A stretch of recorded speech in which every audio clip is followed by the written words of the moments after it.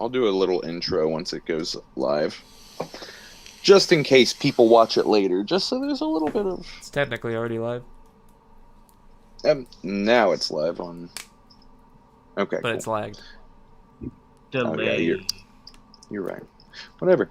Well, welcome anybody who's actually to our one listener, and That's you. it's me. Alrighty, we're gonna hop straight in. So, where we last left off, our party took a job for a man in an owl mask, Will, to go bust up some cultists hiding in the mountains to the north. So they traveled there and into the cave network, following these cultists inward, fighting many creatures lurking in the winding tunnels, and through a long night, working your way through, and you finally break your way into what seems to be a temple embedded into the stone of these caves. Walking through, the whole place is covered in a strange but intricately carved patterns and the mysterious runes used to block an entrance. After calling a friend to ask for help, Zora uses the cultist's own ring to deactivate the obstacle and enter a large ritual chamber. There you witness the cultists standing before a yawning black portal, attempting to sacrifice some of the dwarven miners they've captured. A great battle ensues, and the leader summoning a gargantuan ball of pulsating darkness, something none of you have seen ever. But they ultimately succeed, destroying the creature and killing all the cultists but one lowly peon. Bovag's rage and frustration is getting the better of him and attempts to kill the remaining man, while the party tries to stop him so they can get answers. Azora thundersteps herself away with the cultist into the stairwell that you guys came in initially. Alright, I'm going to move you real quick. Into the stairwell that you guys came in, where Bovag... Oh yeah, we were going to...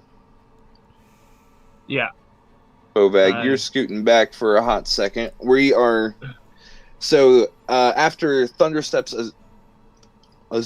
thundersteps herself and the cultist into the stairwell away from Bovag, the rest of you stand in the silence, left after the splitting bang of the thunderstep. And what would you want to do? So Bovag's not going to run because he would not know where Azura had gone with the cultist, so he's just going to kind of look around. Yeah, so we're going to back up just a little, right to the after Azora thundersteps, and we're going to start with your guys' perspective. Bovag, Azora just you got hit with a loud sound or shockwave of sound and took a little bit of damage, but you do not see Azora or this cultist in front of you. Only Ragnar and Valvert. Hey, Bovag. Whoa. You need to chill out, man.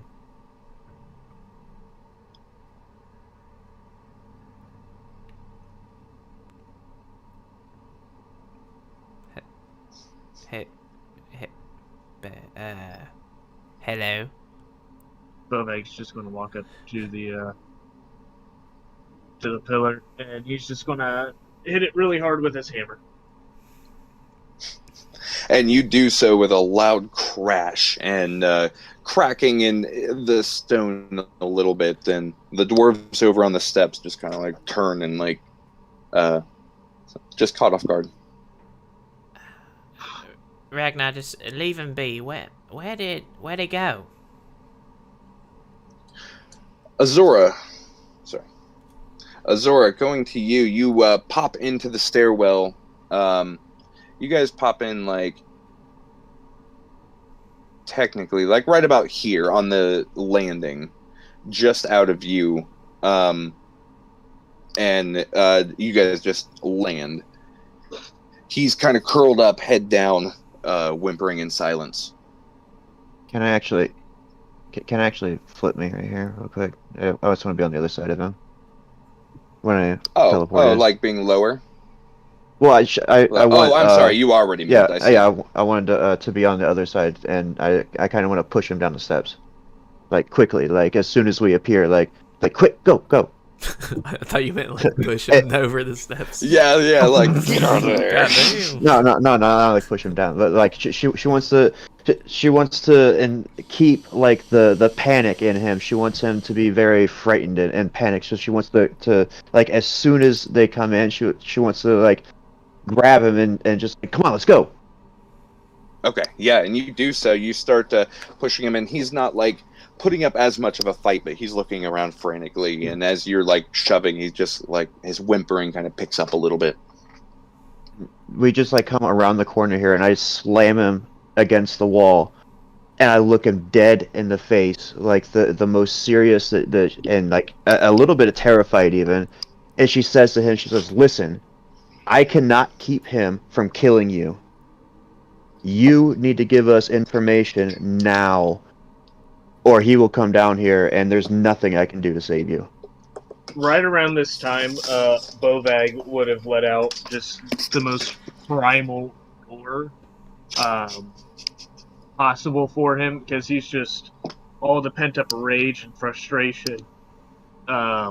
He was going to take it out on this cultist, and now he doesn't get to. Yeah, go ahead, Azora, and make a intimidation check with advantage.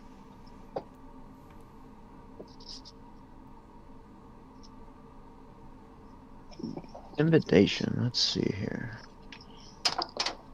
Oh, actually, good. Let me get my notes out too.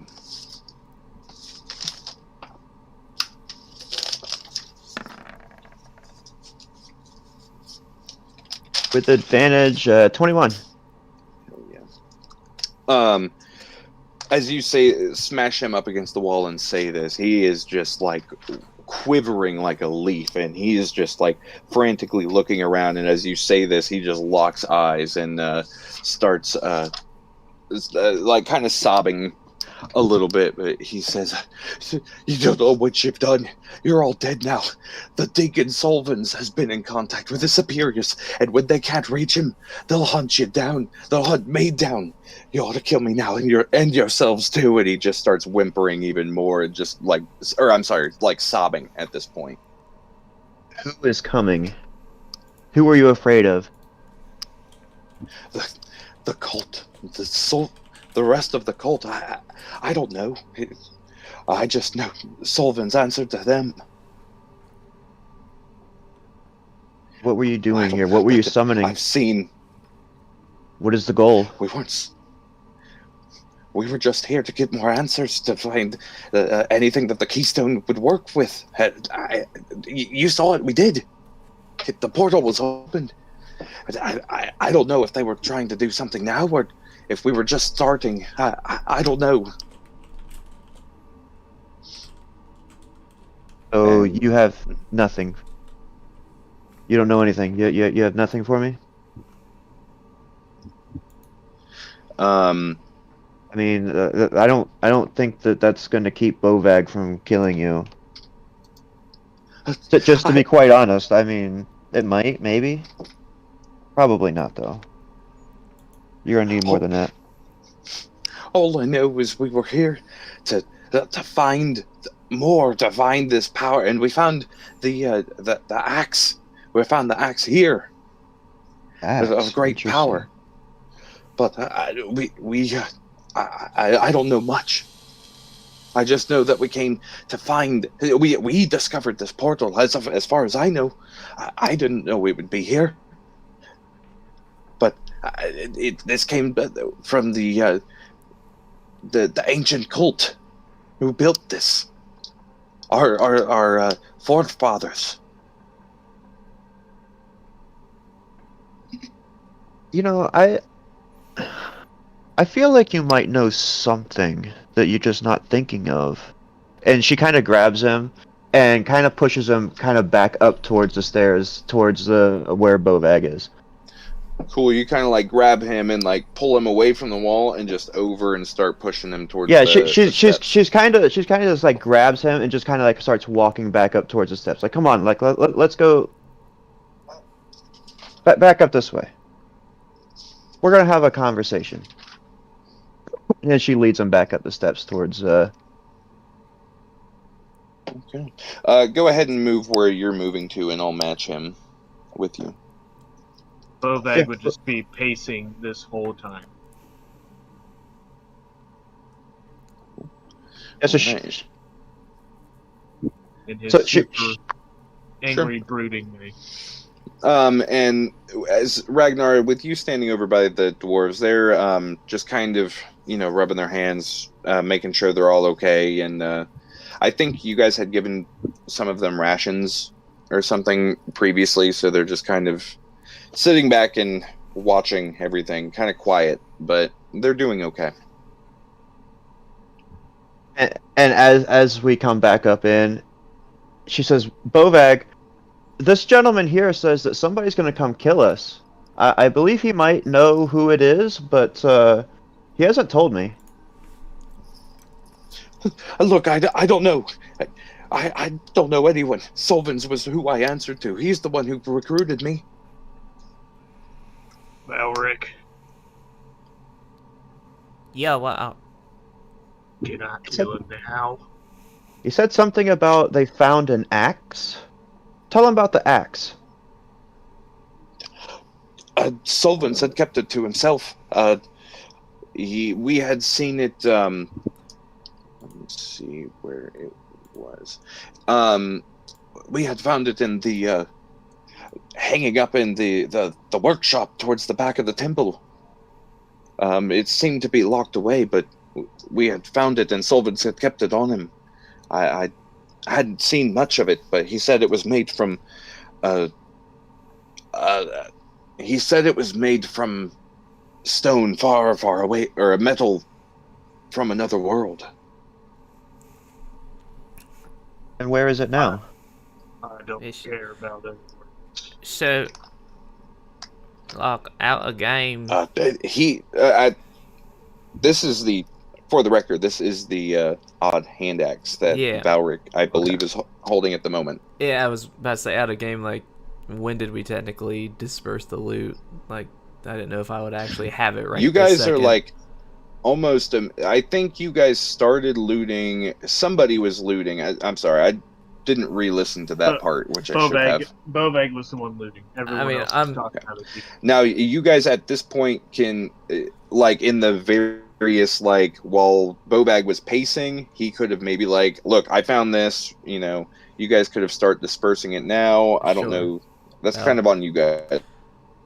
I mean, is it okay if I just have it? Just for Yeah.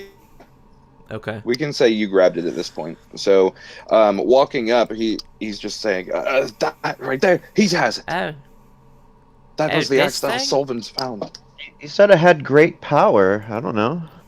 great power, you say? I like the sound of that. He said it came from another world. I had not seen it much. He kept it to himself after we found it. And that's all you know? That's all I know. He doesn't seem to know. Just what he much. told me. All right. When he I said mean, that, ideally, we should have captured that guy. And she points to like the leader. But Yeah, right at your feet. we get what we can get, I guess. when he says that's all he knows, I would like to. You want an insight? What? No, I'm sorry. No insight. Just doing a sorry. little attack roll. Okay.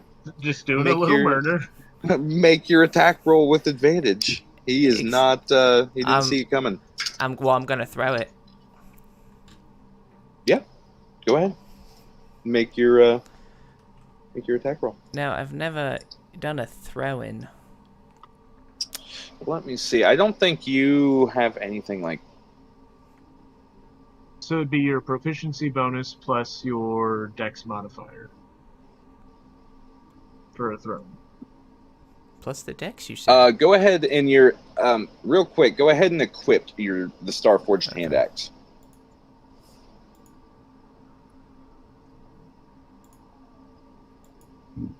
Okay. It does require attunement, but you can still make a standard attack Yeah. with it. Yeah. Like Now, once you have it equipped under your actions, it will automatically show what you're rolling for. Okay. Does it though? But yeah, so its stats like that are just fine. You just don't use the other abilities until you attune. Okay, so it's proficiency plus dex to hit. Actually, it is using. Does it change to dex when you're throwing? Because it actually doesn't say on here. I was just going off what Garrett said. Go ahead and yeah. Well, I have javelins that are thrown and it's using my strength modifier, so... Which makes sense to me. It's just kind of... maybe they...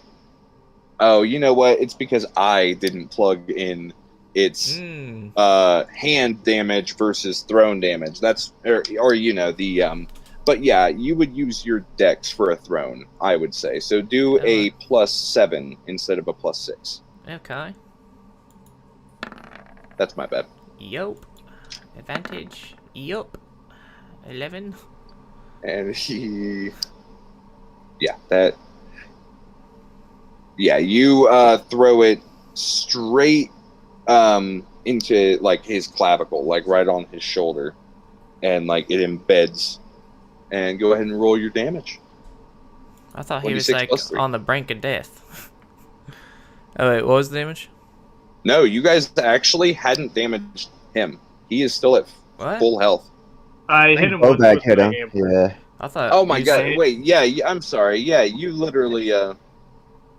Yeah, he may have been tortured a little bit. I was only plugging in the damage while we were in combat. My bad. I did 24 damage to him in the last one. I want to say that you said he was like fucking bad. Yeah, there it is. Yeah, because with that 24 damage, he has 1 health left. Because he has 25 health total. Yeah. And yeah. So, yeah, if you're wanting to kill him, then you kill him. Yeah, just, straight middle of the forehead. How do you want to do this? Middle of the, okay, perfect. Middle of the forehead. Yeah, you do. And when you throw this hand axe, you notice that it is just oddly, like, well-balanced. Like, this metal, it should be heavier, but it just glides out of your hand and just sinks directly into his head as he slumps to the ground. Okay, I'm on video. I know. Are you gonna come back? So you just need to check on you. Yeah, me something. Yeah, he caught off guard, but he does kind of brace you.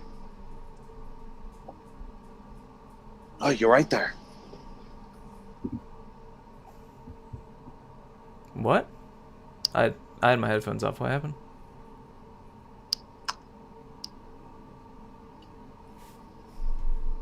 Hello? Hello? Yeah, I hear you. We Both hear of you. Okay, what? I just asked a question. Does, did you not hear his answer? I said I had my headphones off. What'd you say? Yeah, and then he answered. He said that he stumbled backwards into and braced by the dwarf. Do you not hear Damon? No. I guess not. Me and Garrett hear Damon just fine. Yeah, I hear him. I hear him. Yeah. I got him. Okay. I had him muted the whole time. LOL. Oh, Come on, bro. Rude. So I was like, well, who are you talking to?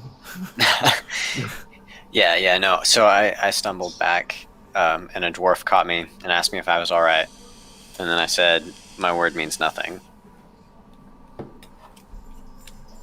And that cultist slumps to the ground, dead.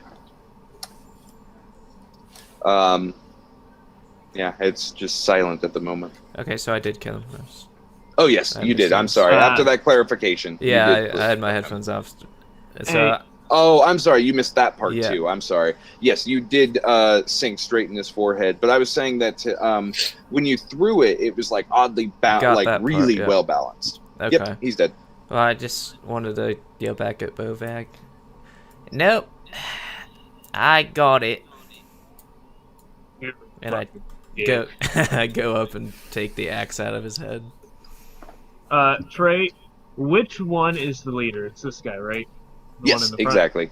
Mhm. All right, Bovag's going to walk up. He's going to pull out one of his hand axes.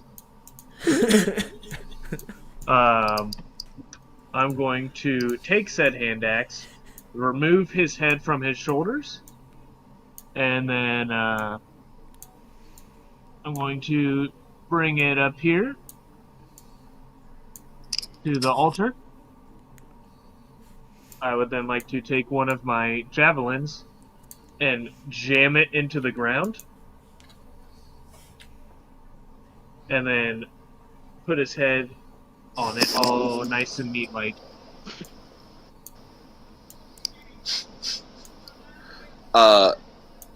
And you said how are you bracing that javelin? That is stone, though. Like, just Um, embed in the stone? Yeah, as best I can. Yeah. If I You can't, go I'll just hard. put his head Just on the with fucking a second. altar. Jam Yeah, it I in a mean, you crack. could just, like, take the end of your hand axe and just, kind of embed it into the stone. Easy enough for you. And, Cool. yeah, you do this gruesome display on the raised platform of this. As you walk up there, these dwarves kind of disperse a little bit to make room for you and are watching it. I would like to search the leader's pockets, see if there's anything to find in there. I think all of that stuff you guys had gotten was part of kind of Oh, it was condensed. part of all that? Yeah, because the hand axe was part of that. He had some gold, and I think there was something else that he had. Yeah, I'm specifically looking for any sort of clue that he might give us as far as like what they were trying to accomplish with this ritual. Let's see. Yeah, Solvins did not have a whole lot on him. He had the wand. He had some, like, 200 gold, 100 some platinum. He had that hand axe, and let's see. Well, actually, technically, he threw the hand axe to one of his underlings. I'm sorry, at the start of combat, and he was using the wand for the most part. But regardless, yeah, he didn't have a whole lot. As far as looking, give me an investigation check in general. We'll see how you do for the rest. Or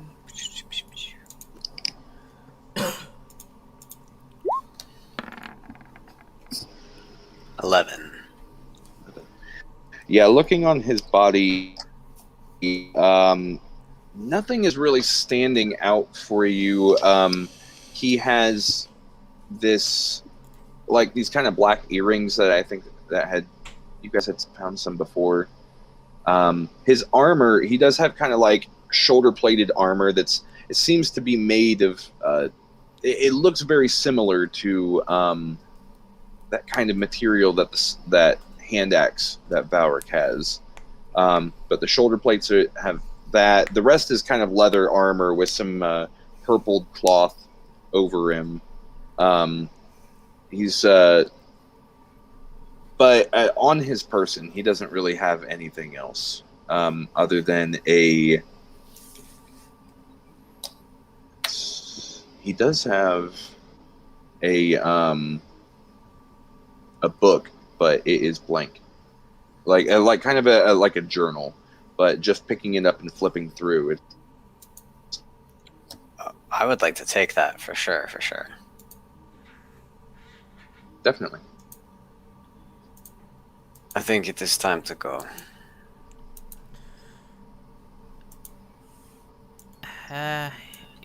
Well, isn't there some other pathways in here or something?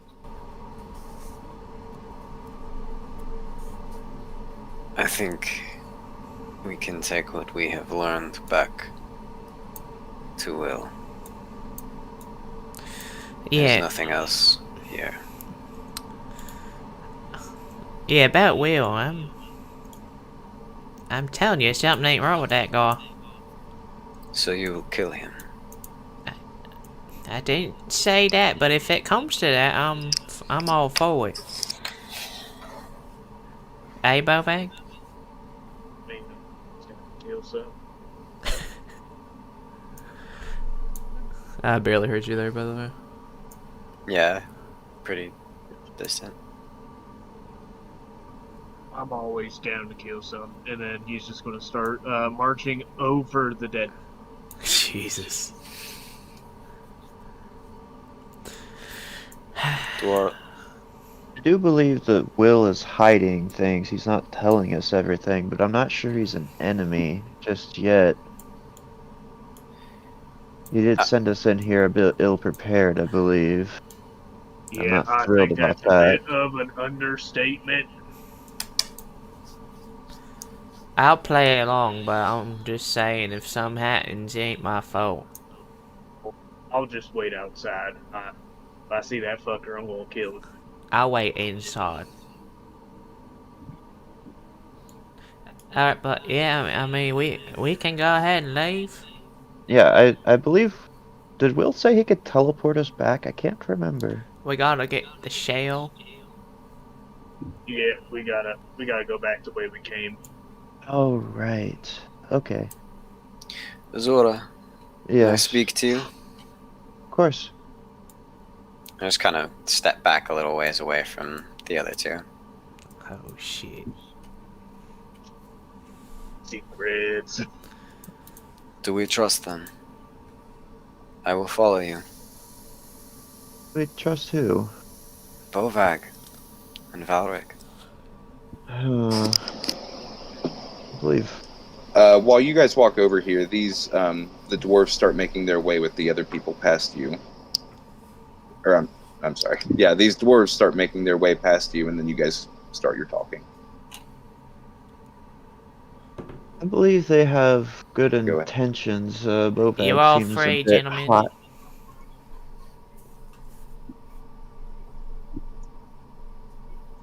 Bobag, yeah. So You guys can Bobag keep does going. seem to be a bit hot-tempered. I thought I could keep that man safe. I could not. Yeah. They do seem to love their murder a bit much for my taste. But as to their character, they seem to be okay to me. Okay. I trust them. I don't believe that they would try to hurt us or anything. I hope not. But I trust you. So I'm not Will, so I'm not really worried. yes. Okay, and then he just kind of like nods and starts walking. We all good to go here? Yes.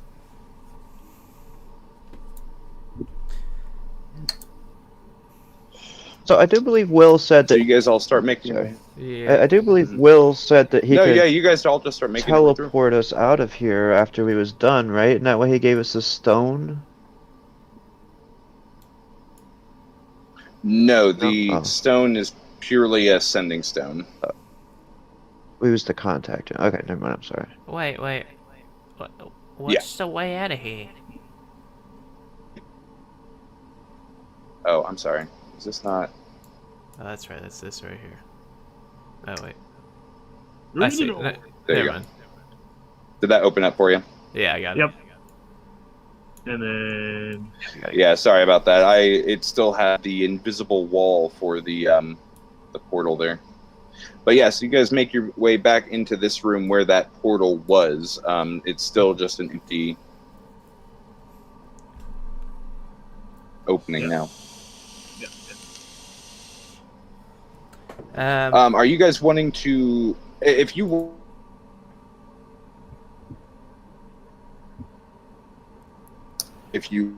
just make a beeline out of the temple, out the way you came, what do you guys want to do at the moment? I kind of want to search as we go because I don't think we investigate. really. Yeah, I don't think we really searched that well on the way in. We just kind of went through. Sure. So now that the danger's Azora, out, walking into this room, go ahead and give me an investigation check while you're in here. investigation. Bovag will also investigate. 17. 17. 15. So in this room, you just see the 4 bedrolls laid out onto the floor in each corner. There's a simple, like, kind of barrel here that they've kind of set some stuff on. Looking around briefly, just kind of kicking over sheets and looking under the mattress loosely. Under one of them, actually the one that on your closest on the right here, you find a few like kind of folded up papers, and it seems to be letters or notes or something written by one of these cultists. Going through it, well, actually, this note, or these series of papers, are in Aquilonian. You recognize it as Aquilonian, but I don't think you can read Aquilonian. No, I don't believe so. I speak Celestial. Yeah, so you find these letters, and you recognize this as Aquilonian, just the northern human kingdom. For us, it is basically German. But other than that, it's just some simple blankets and bedrolls laid in here. No other real personal effects. She kind of I found some letters here. I can't read them. Anybody can read Aquilonian. Yeah, Aquilonian, sorry. No, you're fine. Aqua, what? Yeah, I don't Wait. know either. You guys would at least know Okay. what an Aquilonian is. It's, again, the whole northern kingdom to the Okay. north. The No, I main can't. capital city is Aquilonia. Do any of the dwarves know? Because I don't think any of us do. Actually, I think, Ragnar, you do know Aquilonian. I think, since it's I a know custom language, Norscan. you should know Norskian, like Viking, and Aquilonian also. I thought I messaged you about both of them, but Oh, okay. yeah, you do know Aquilonian with your background. I can read it. May I see? Yeah, she hands them over. Yeah.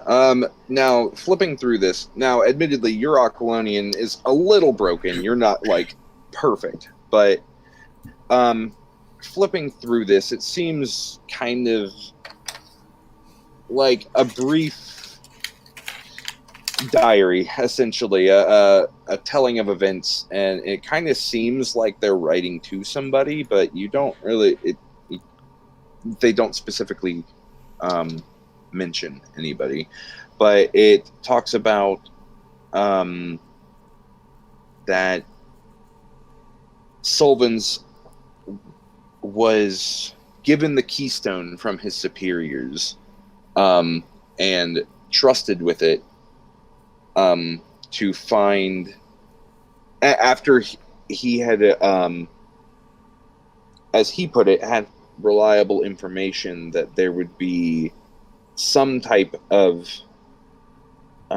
structure, like ancient structure, in these mountains. And the person who wrote this letter has been with Solvins for the last year at least. They specify that it's over the course of these few papers, and you're just kind of taking 10 minutes or so to kind of read this, if you want to take that time. Yeah, absolutely. And I just Okay. kind of am mentioning like the interesting points to everyone around me who's listening. Yeah, so far you've gotten to the point where there had found, or he said that there was some reliable just cut out information. there. I'm Yeah, sorry, same. me cut out? I cut out? I hear you Yep. fine. Yeah, you stuttered. Okay, sorry. Like went into a long pause moment thing. Okay, cool. Well, if you guys can hear me, so reading through this, he had gotten the information somewhere that there was going to be ancient ruins of their, like, cult's forefathers, essentially. in these mountains of the Carbanner Peninsula. And he has spent the last year on a hunt for it, and it wasn't until like the last few weeks, and the notes are sparse over this year. Nothing super interesting. More travels, people they met, trying to steer away from the Aarakocra villages and some of the mountain areas and some of the Goliath tribes in the northern peninsula. And they're trying to keep a low profile over that time too, really trying to not make their cult known, keeping a low profile. But once they stumbled across this, they had, would send in occasional people into some of these cave networks, and when they eventually had stumbled across this, went back to civilization, hired some miners from the Dwarven Guild ship down in Clayshire, and made their way back up here. As far as notes more recently, they really, all they say is that they were trying to figure out how to harness the keystone, that it's not as simple as just putting it there, and that luckily they had some people who can use this magic, and it took some tinkering, but they were able to activate the portal a few days after getting in.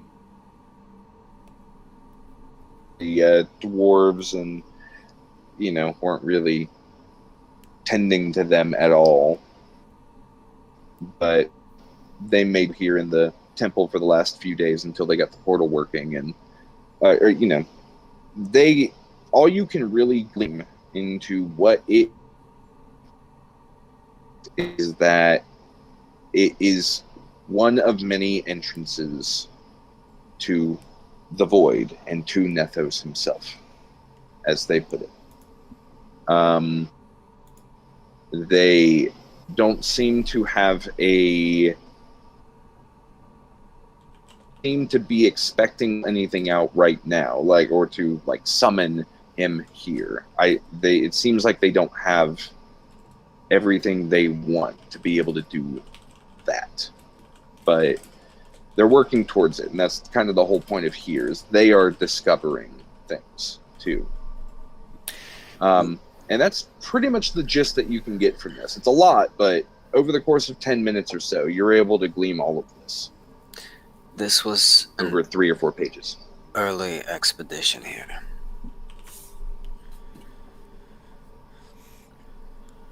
And to be clear, they only found the temple maybe within the last month, 3 to 4 weeks.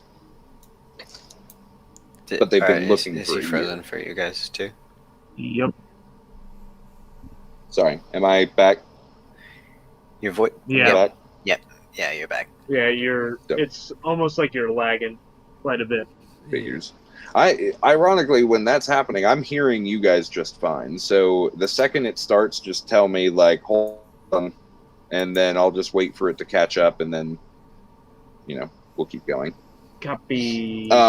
But yeah, so they only found the temple within the last 3 to 4 weeks, but have been looking for the last year or so, roughly. So, does it say anything in there about, is there a bigger cult? Or was it just him? No, there's definitely a bigger cult. Our friend here was telling me that their friends are gonna come kill us because we stopped them. He didn't say who they were or where they were coming from. He didn't really have any information at all. Okay. So he was fucking used. Yeah, good thing he's dead.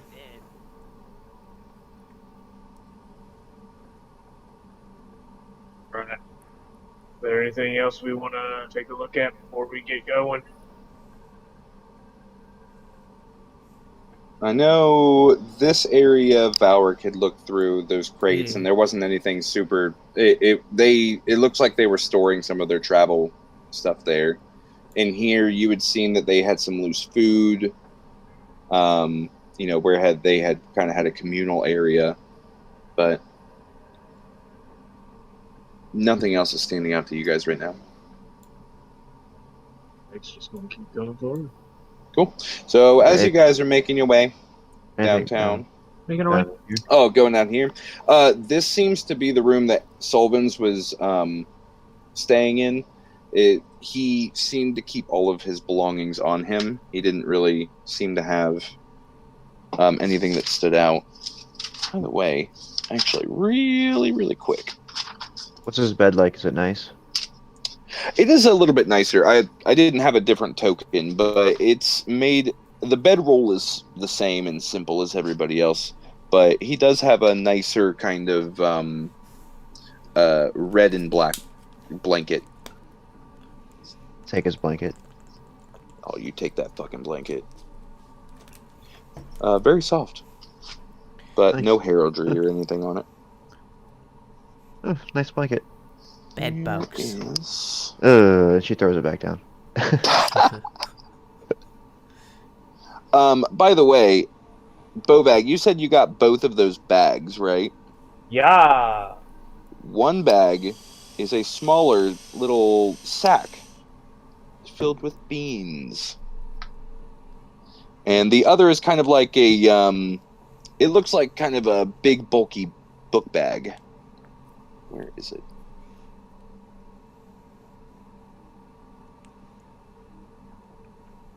I wrote it here somewhere. Whatever. Anyway, it's Can a I bigger roll- book bag. Can I roll an intelligence check real fast, please? You definitely can. Yeah, Oh. Bobek's he's going to eat one of the beans. Okay, one moment. Let me pull that up. Because I know the shenanigans. Tasty beans. Yeah, Bobek's hungry. And he just eats one? Alright. Pulling this. Go ahead and I didn't hear you, Trim. you do a D1 You're lagging. person. Yeah. Lagging. Roll a On my back. D100. Roll a D100 or I guess 2 D10s. Poppy. 2. Oh, that does let you do an advanced roll of D100. Does it? Alright. Oh. 60. 60. Alright. Oh my. Alright. Sick. Are you seeing it too? I No. don't know anybody. Okay, anyway, let me just read this real quick and we'll see what happens. I just want to see, because you're straight up eating it, correct? Yeah. Let me see what.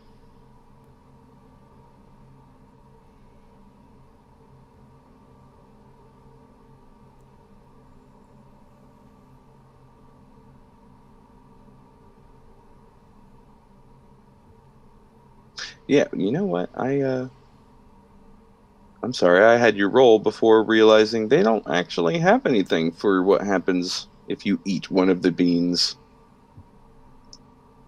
So,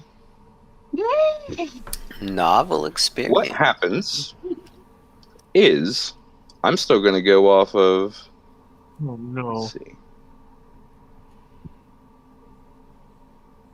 see. Okay, so go ahead and roll for me a 1d4. Or 1d4. 3. So you take a bite of this bean and it doesn't taste good. It's very earthy and like kind of as you bite into it, it kind of gets slimy and you're like, oh, this like go to spitting this texture out, and as you're spitting, a tiny bright pink toad gets spit out of your mouth, and you're like, what? And you just keep going, and you literally spit out like 3 of them, and these little bright pink toads land on the ground. Do Or we is hear just this? standing there in disbelief, like, what is going on? Bovag immediately takes that bag and hands it to somebody else. Take this. Ragnar takes it. Bovag then pulls out his tankard of plenty and uses one of the charges to fill it with ale, 3 pints to be exact. Then he's just going to chug it. Yeah, you do that. Gotta wash that slimy, nasty. Sure. Lagging? Don't eat any of those guys. Oh god. Oh. Ugh.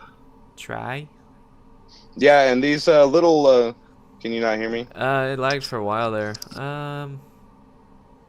Do you need Yeah, Discord? I can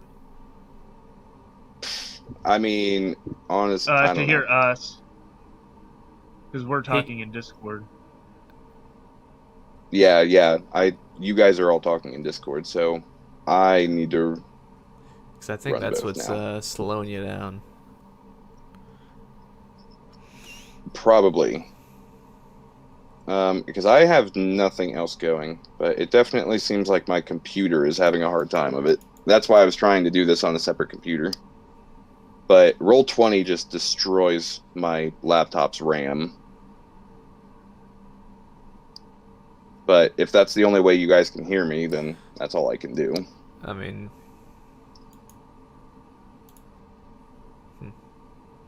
Yeah, That's the fine. issue if we switch Around over. at your feet. Well, Mallory. I can't get my sound to work on Discord for whatever reason, so... Mallory. And you guys saw it, like, everything was set to external mic, so I have no idea why it won't work for me. This reminds me. Hey, Bovag, what is going on over here? Hey, have you ever had 3 frogs crawl out of your mouth? Oh, no, what the hell? Don't eat magic beans. Well, I didn't know they were magic. They were in the bag. I thought maybe they Who were just- a who just tasty ca- lentil. Who just carries beans? Do you just carry beans? Do you have a bag full of beans right now? I have a bag full of snacks right now. But that is not beans. They're uncooked beans. You just ate a raw bean. Well, you know, you never know unless you try. Oh. Did it taste good at least? No, it tasted kind of like, hey, remember that stew we had at one time when we were, way down in Wayrest? Are you talking about the one that I made or the one that you made? The one that you made. Oh, dear Lord. Yeah, it tasted kind of like that. I feel so bad for you right now. Yeah, it was not ideal. I believe my secret ingredient to that was...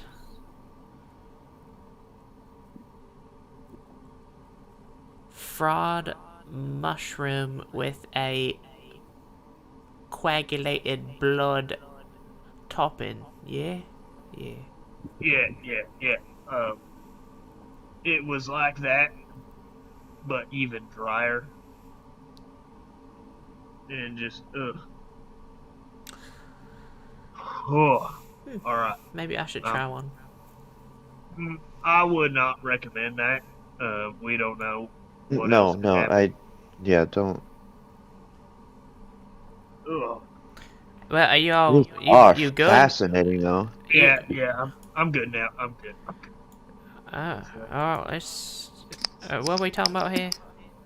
Let's just keep going.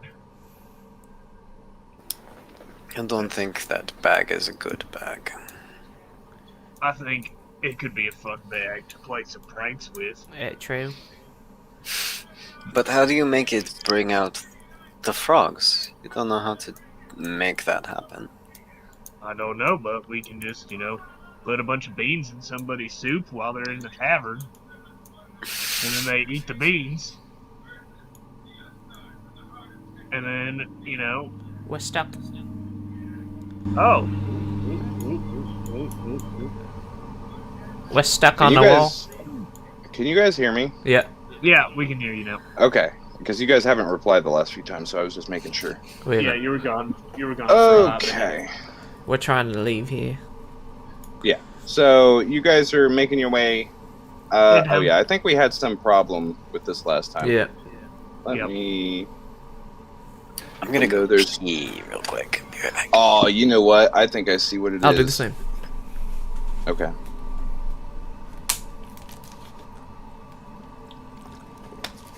Oh boy.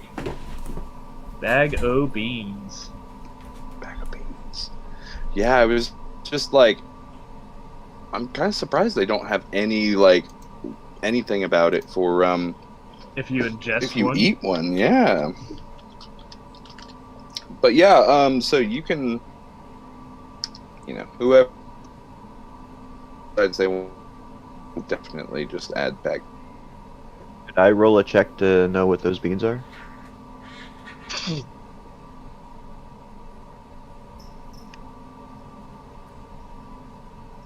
I think Trey's frozen. Yeah. Oh shit buckets. Yeah, give me an Arcana check. I heard give me a. Can you hear me? I think he was gonna say Arcana. arcane. Arcana. Arcana check. I think is what he's gonna say. Man. Yes, Arcana. Can you still not hear me? I'll just go with This is it. frustrating.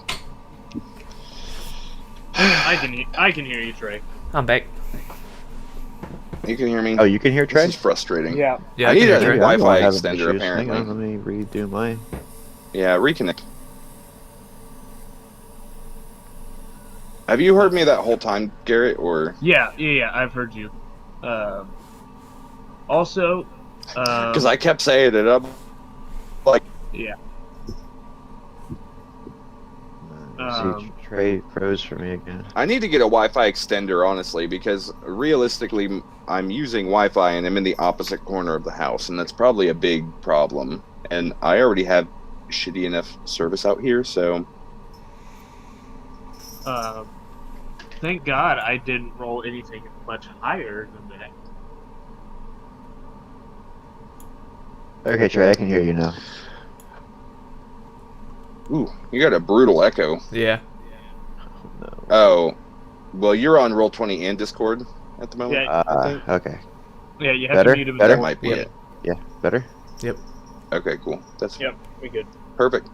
Okay, so you got a 16 Arcana. Yeah, looking at this bag, you've definitely at least heard of a items like this in the world, and you can just kind of looking around into the bag. It has actually, I didn't roll for how many it has, so we'll do that right now. 3, 6. It has 6 beans in there after the one bow bag had 8. All of them are random colors, and some are different textures and sizes, and you really can't glean anything about like what these beans would do, but I know they're Um, magic beans, right? exactly. Bovak, these are magic beans. You can't just eat magic beans. Well, how was I supposed to know that? Jeez, baseball. What makes a bean magic? Exactly, it's a bean. Beans are used for food. These ones are used. Now I want to for roll to see other if I know things. where he gets his magic from. Who gets his magic from? Beans.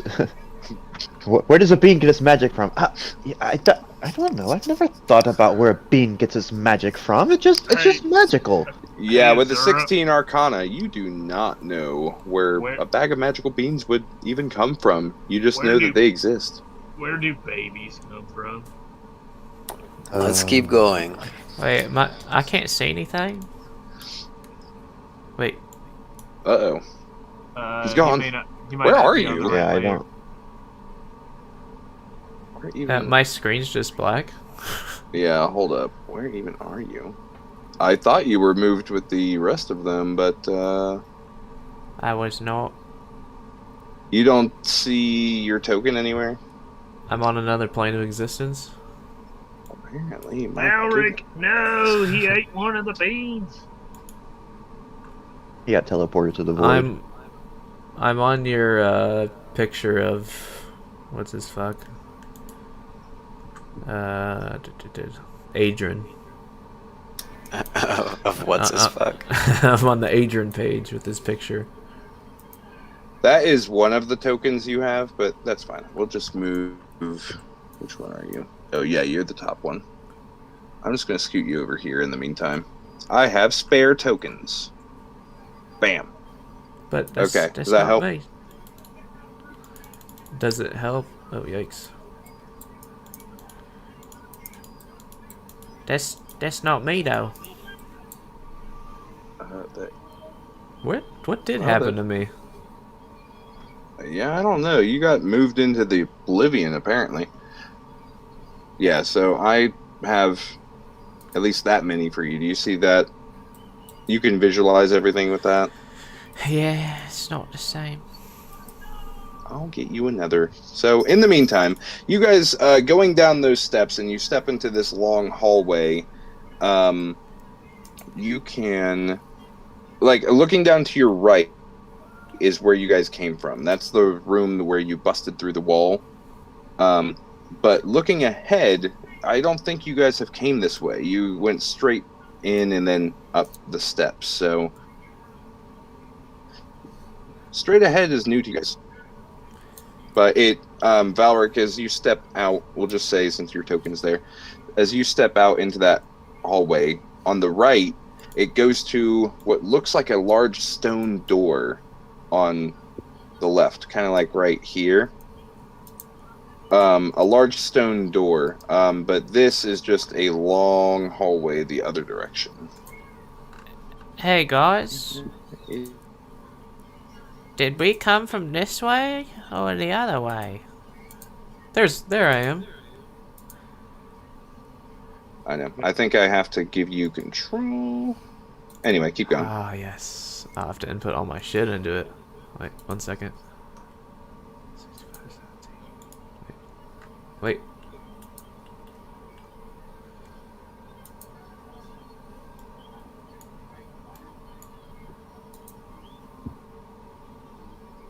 Yeah, but yeah, you see the door, and then the hallway goes down the other way. So whatever you guys, whatever else you want to do. I'm still on the other token page. You're fine. Give me a second. Yeah, we can't walk through the door yet.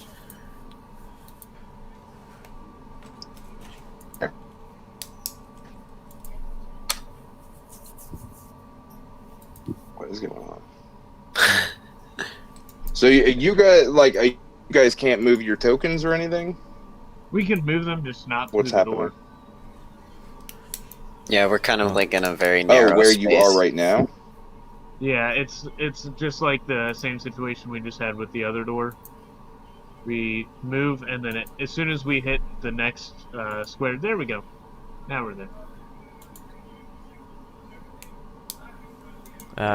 Yeah, so you guys are. Yeah, whatever you want to do next. I can't see anything. Is there any? I know. I'm still giving Okay. you the rest of your information on this new token. Give me just a moment. Is anybody holding torches right now, or because so Yeah. far the temple has been lit?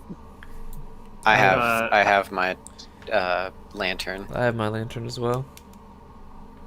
I think all three of Gotcha. them have some form of light, and Bovag's the only one that can't see. What's your range on that lantern, Valric? Let's see.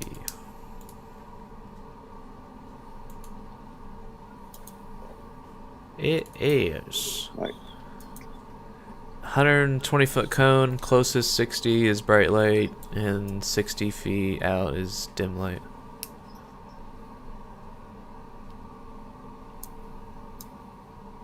So 120 feet. Dope. Does that help? Yes. Can you control that?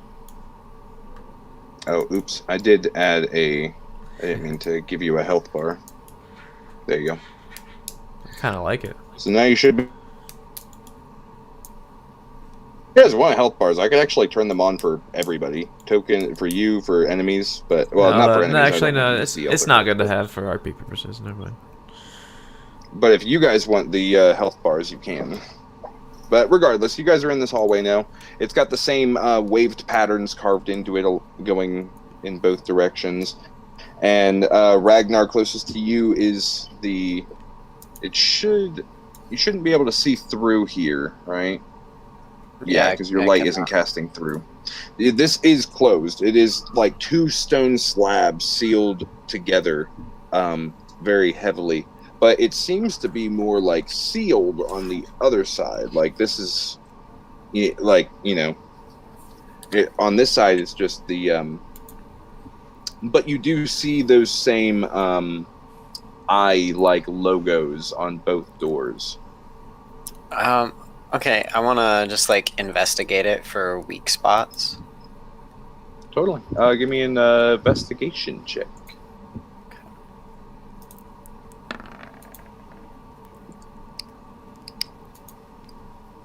18. 18. So, this is definitely a old structure, and these doors have been here for a long time, and it seemed to, at one point, have like a heavy impact on the other side.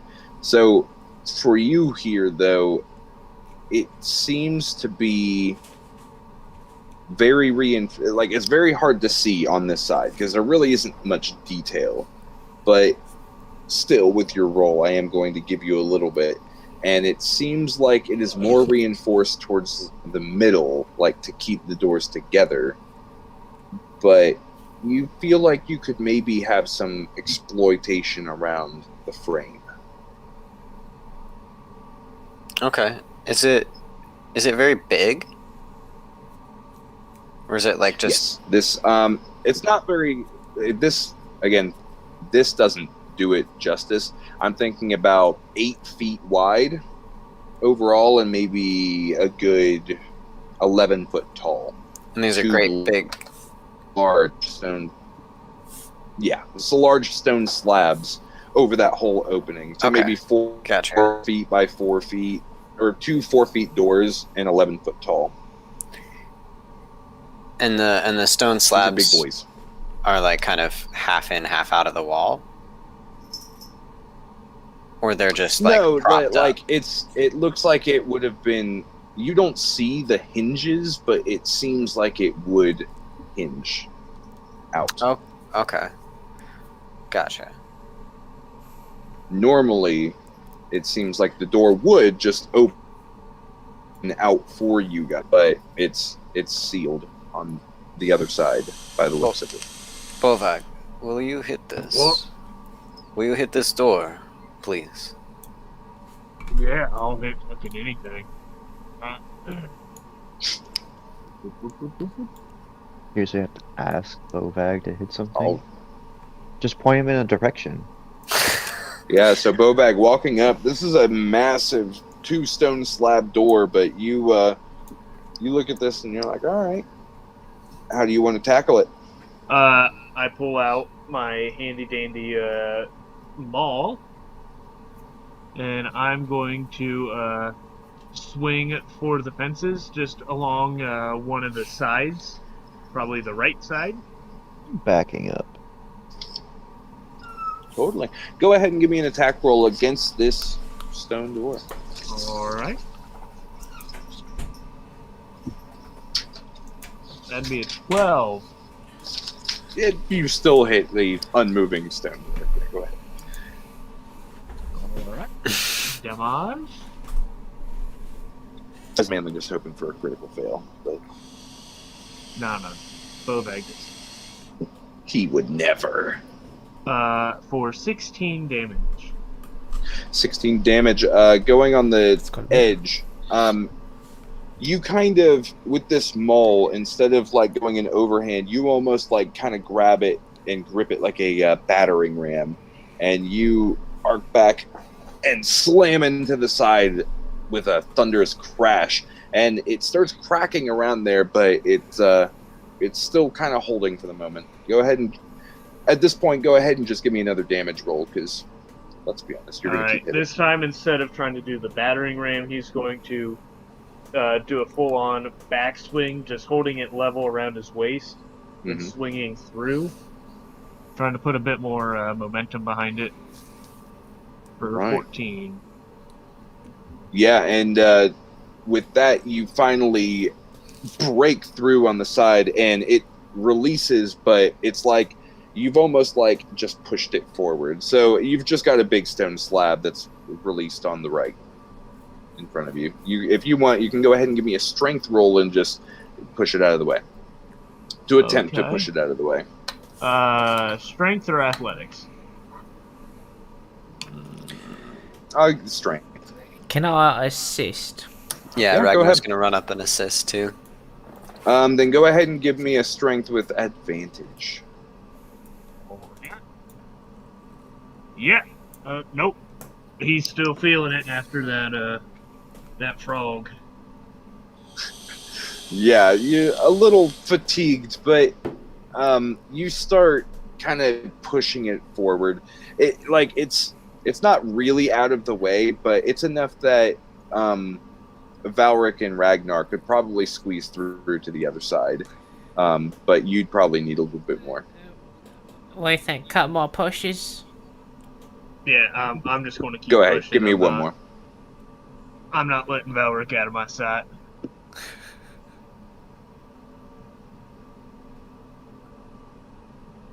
It's semantics, but it's little things like this. That Wait, make you am I think. rolling? Okay. Oh, 14. Oh, my 14. With this. this, yeah, you're able to give it just another like big heave, and I mean this is a huge. So the fact that you guys are moving this is still a feat. we're pretty strong. Yeah.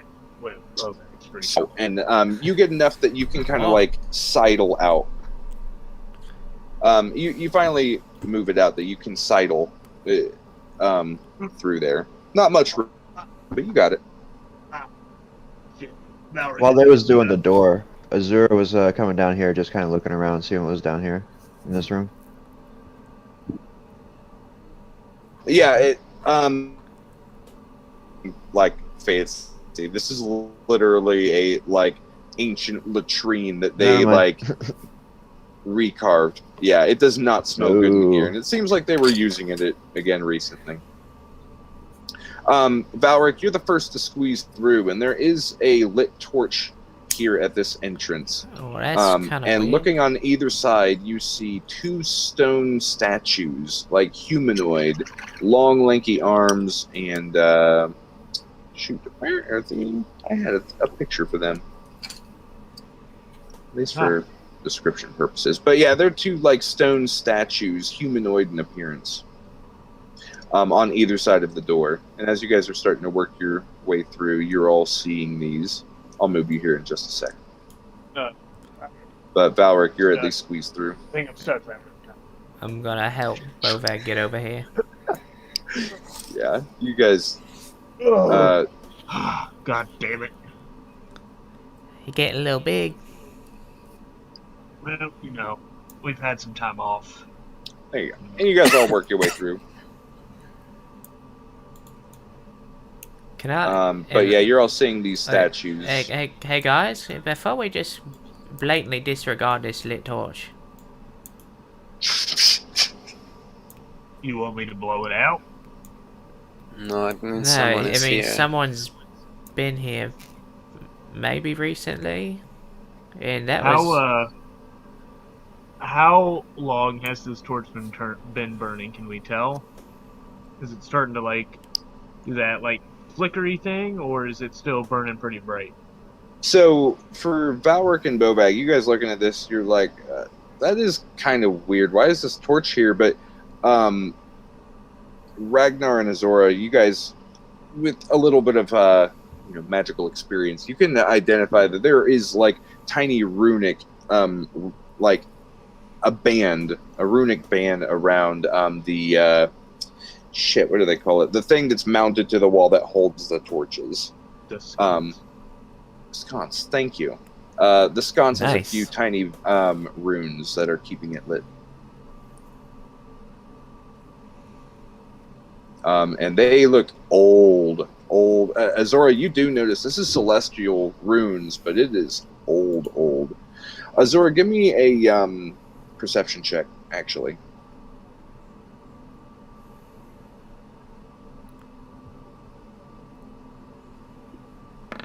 Oof.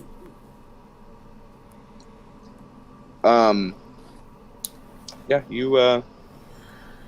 you're kind of looking around. I will say that looking at these stone statues, man, I feel like I had a picture. Aha! Memento. I gotta move this into the window, but these stone statues, you do notice that there is on their shoulder there is a similar symbol of a sun. Let me.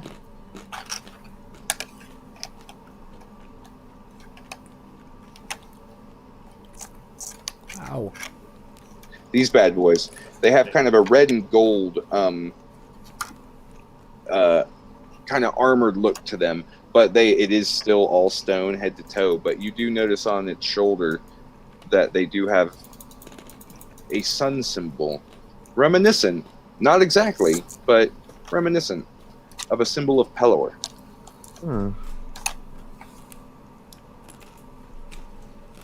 Has the mark of the Sunfather. Both The of them do too. The what? Sunfather. Pelor. Dawnfather. Sorry. What the fuck is a dawn father? Anybody who wants, you guys can make a religion check and see if you know. I don't know how religious you guys are, so Not very. Not that's very. what I thought. But you can make a religion check, see if you do know. Look, Bobag's a little tiny. 11. 16. Bobag, you've heard of the Dawnfather, but you just know it's one of those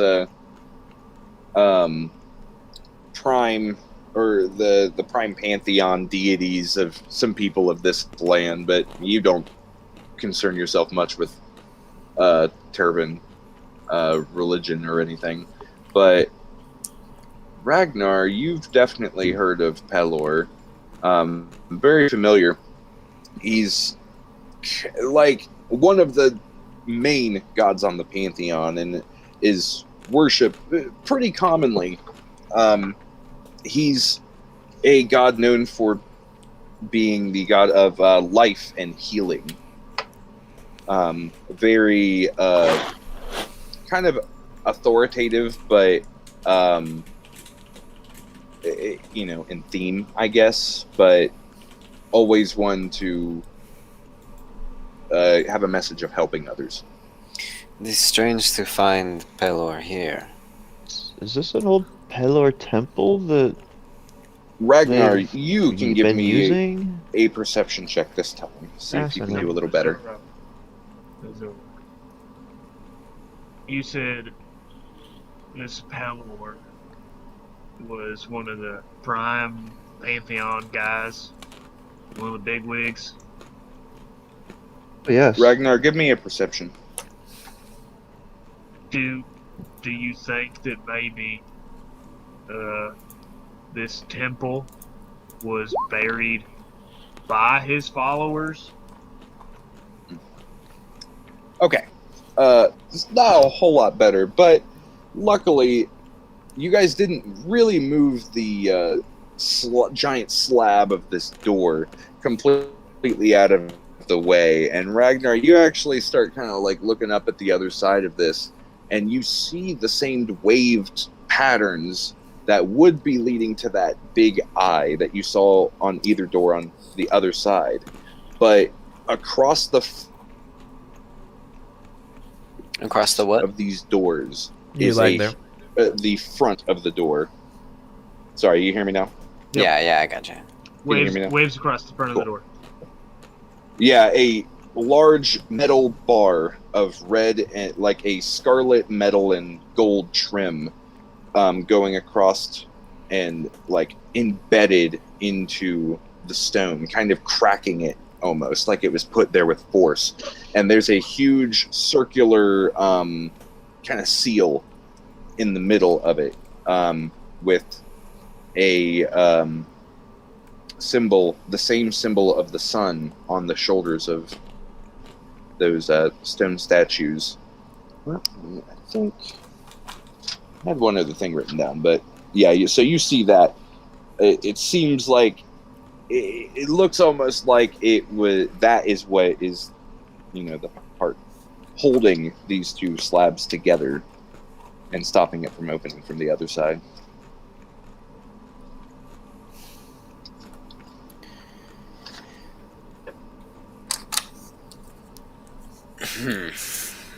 Is there anything else in this room? Nope. Actually, so looking around this kind of cavern, you note that this is all like natural stone. Like this is almost like, okay, like this small entrance, like right here where you guys are, is definitely carved. This door, but as soon as you get to this area where Azora is, kind of this natural like next area, that is natural cavern. Like it's very clear that this was, formed long ago. I think that inside the caves. Yeah, I'm ready to go. Do we want to take a way out that we don't know, or do we want to go back the way we know? I don't know. This place is interesting. It's weird. I'm getting the heebie-jeebie vibes. Just to let you all know, I'm a little tired magically and probably wouldn't do good in a fight. So if there's anything nasty down that way, I definitely don't want to see it. Uh-oh. While we're talking, I just want to kind of slip down the passage quietly. Hey, Ragnar. I want to roll for stealth. Go ahead.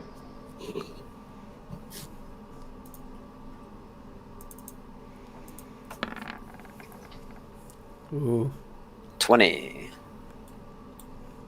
Yeah, so you're confident that moving down this passage, you're moving very quietly, and you work your way down, and let me see.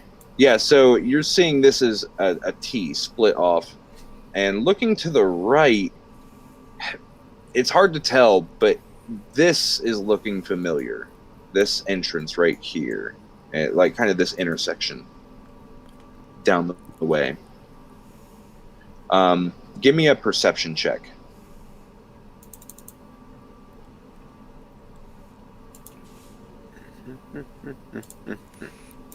I just looked at my hit points. Oh, 7.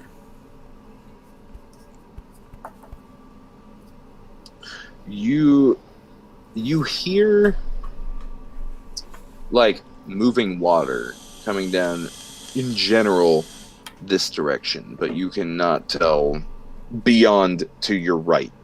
But you hear the vague sound of water, but nothing else.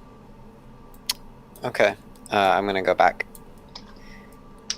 The path splits. There's water down one way, and there's 3 different choices to take. Well, One direction looks familiar, but again, with a whole cave network, it is hard to really place. We could just go back the way we came. that's fine.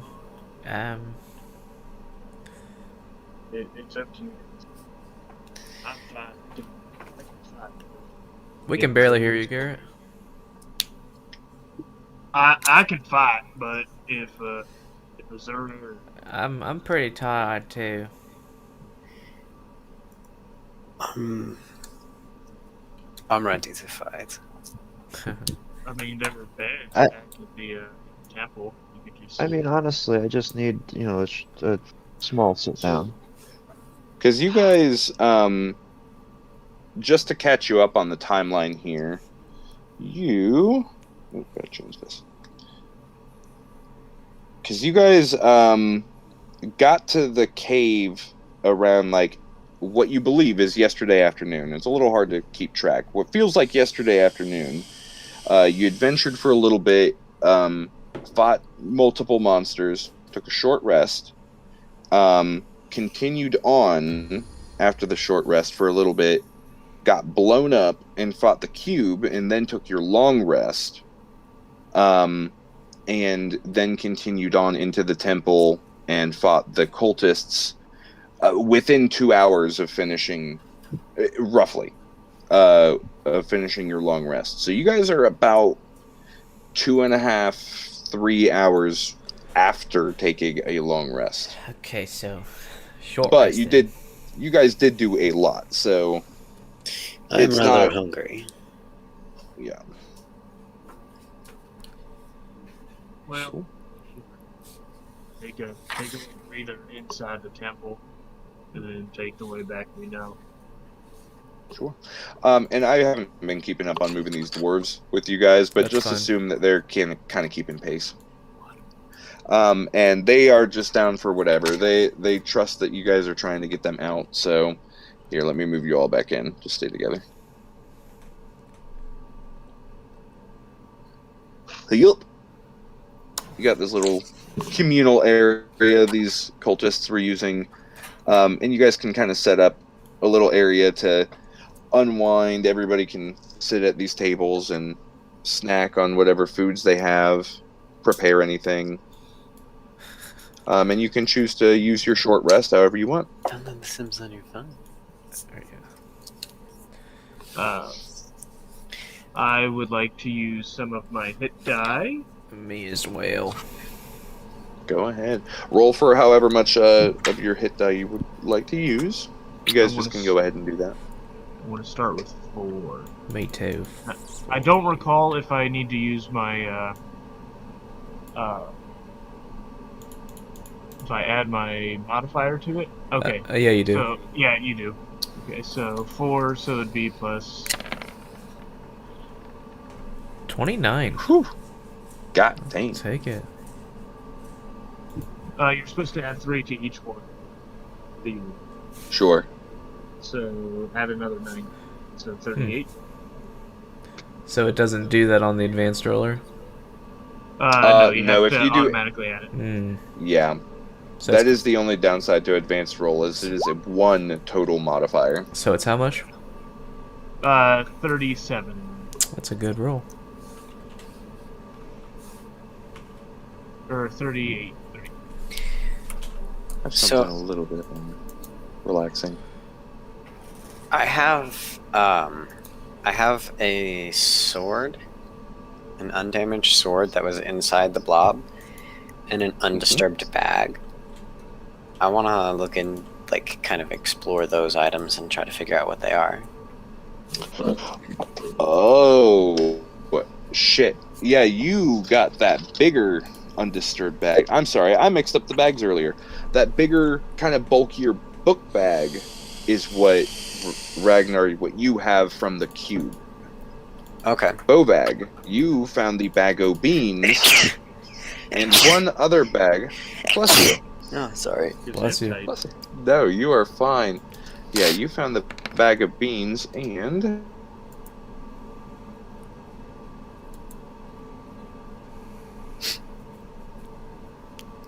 What's my bag called? yeah, so you have a you found another bag. This is a little bit bigger, kind of like a messenger bag almost. Very colorful, and it has a smirking like cocked eyebrow face on it. Like kind of an abstracty colored face on it. Mine is? Or Bovag? Mine are his, right? Yours. I'm sorry. You have the Okay. bag of beans and this messenger bag with It a is kind of. mine, Ragnar. Okay, cool.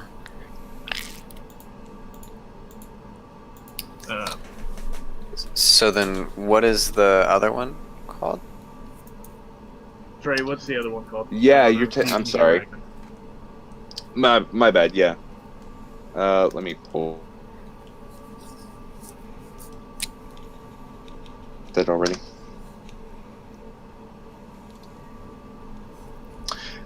Yeah, so you take a little bit of time in looking at the bigger bag that you have. It is the handy haversack. Okay. You can that should just pop up in your inventory or the equipment.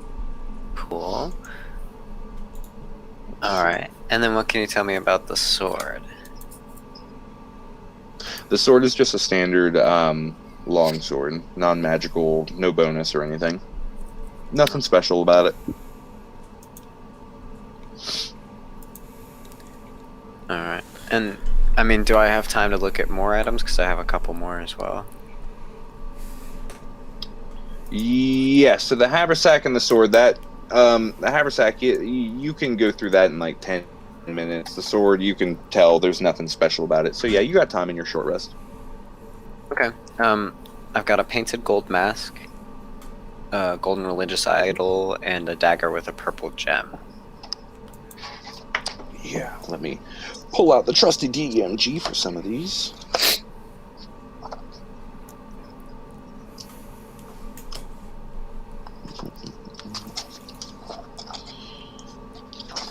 Too far. So like everyone's opening up Christmas presents. Here we go. Okay, so you said a gold mask. Go through those one more time. I'm sorry. Painted gold mask, a golden religious idol, and then a dagger with a purple gem. The dagger with the purple gem is the same ones that you have found on some of these other cultists. It seems to be a reoccurring theme with them. There isn't a whole lot. Like, it's very ornate and kind of like twisty, wavy patterns, but it doesn't seem to be special in any way. It has a small, like, kind of amethyst-like gem on the pommel. Okay. But other than that, nothing special. I'll just toss it aside then. Cool. The little golden idol. I had this somewhere. Is it here? I've been muted this whole fucking time. What the fuck? Yeah, I have not heard you say anything. Oh my god. That explains a couple things. I think a few of you, or there was one other gold idol somebody else had, but the one you have, you notice it is a female with long hair that kind of goes into like flowered vines. And you notice this is Melora, the wild mother.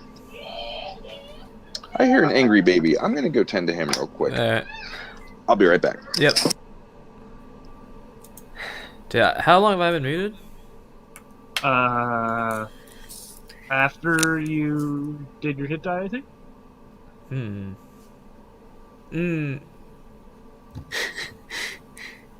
Like, why is everybody ignoring me? I don't know. I was like, what the what's that? I just like said a joke and nobody even. Oh no. I was like, oh wow. I was like, I thought it was kind of funny, but not even funny, bro. Tough crowd. That's when I knew something was fucked up. I was like, all right, that's funny. I must be muted. Yeah. I'll be right back.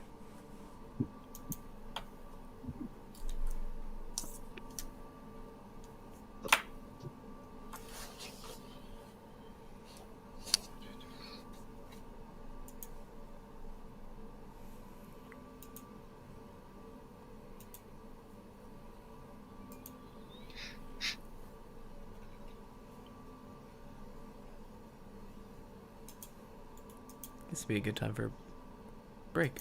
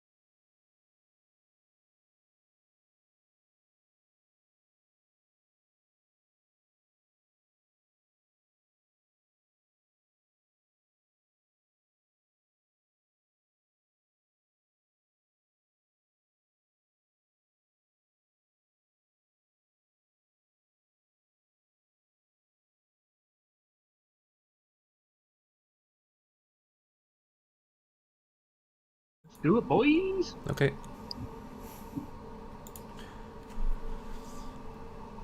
All right. And we're back. Yep. All right. So what other items were we talking about? I know you said the gold figurine, which we said is a green, the Wild Mother. Another one of the main deities of the realm. During this And time, you said the painted gold mask. Yeah. Yeah. Well, the painted gold mask is just a artifact. Like it doesn't seem to be magical in nature or anything, but patterns onto it. Cool. I'm gonna hold on to it. Nah, sure. during this time, Bow bag. Ragnar, what's your like demeanor? Very tense. Would I be able to notice that, Trey? Whether perception or insight, just notice that he's Are you wanting to actively like look into it, or just use kind of a passive glance? So I'm going to actively do it. Ragnar's kind of jumpy. Like, imagine that you have like your 16-year-old cousin is trying to act really tough, but is like really scared of the situation that he's in. That's what Ragnar's acting like right now. So it's sort of noticeable.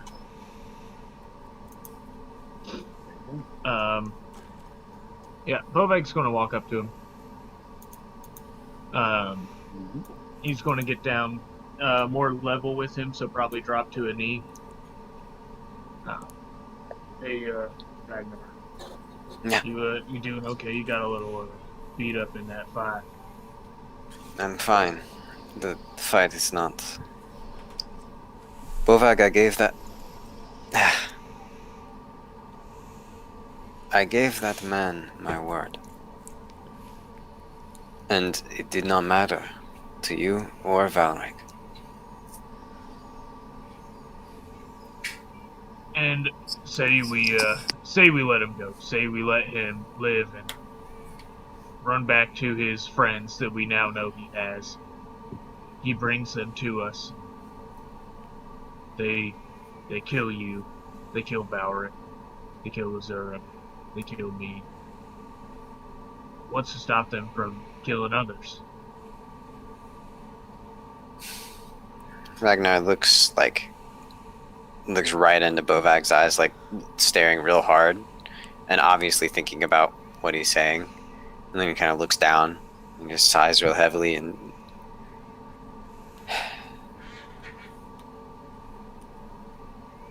Yes. Look. You're young, Ragnar. You have this attitude about the world that everything's sunshine and roses. And, things will go well. This shit is hard. People aren't good. Not inherently. That man, if you let him live, he wasn't going to sing his praises of you and how merciful you were. He was going to find some way to get revenge for what we did. I understand you didn't want to kill him. I understand you wanted to be merciful and let him live. But sometimes you can't. Sometimes loose ends are not okay. I want you to know your word does matter to us. But Valric and I, we've seen some shit. We've been through some shit. We've let people live, and they've come back to kill us. And at that, Ragnar just kind of like.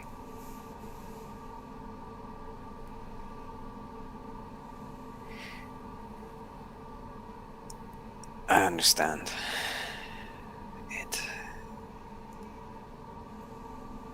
It was dangerous.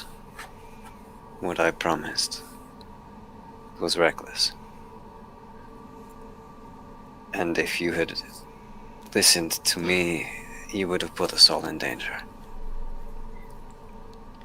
I see. Bobak just puts his hand on his shoulder. Don't have to change anymore. But you just have to remember, not everybody's your friend. But at the end of the day, we're here to help you get through this. And that's what we're going to do. Right, Maverick? It was spoken like a true father there, Bove. It was a good one. Ragnar hugs Bovag. Bobak pulls him in, gives him a tight hug. Not too tight, he doesn't want to hurt him. Says, "You'll be alright, just stick with us and you'll be fine." Hey, look at it this way. He basically raised me, so hey, look how I turned out. You got it good. You got it good.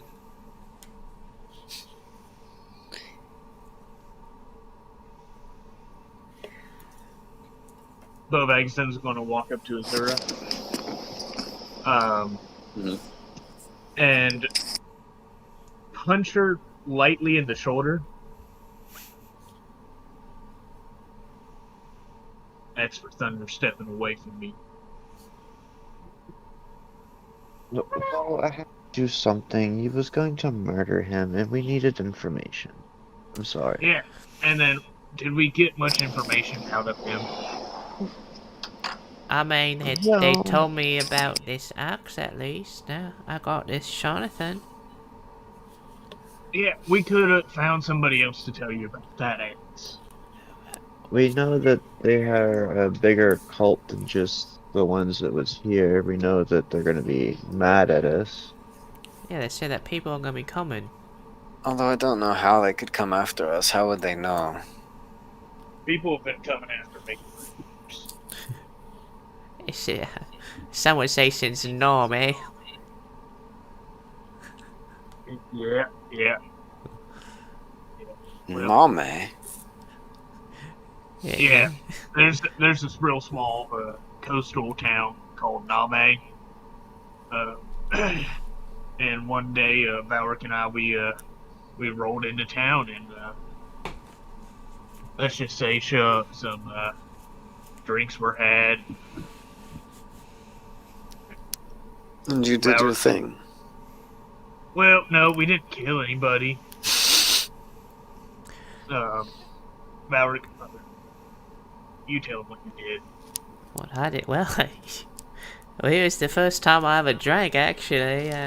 I really don't remember. I just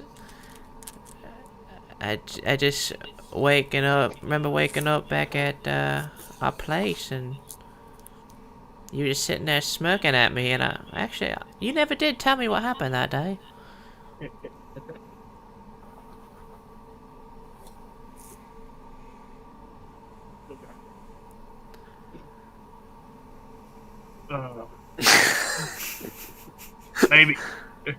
Maybe that's it might be a bit much for these young ones.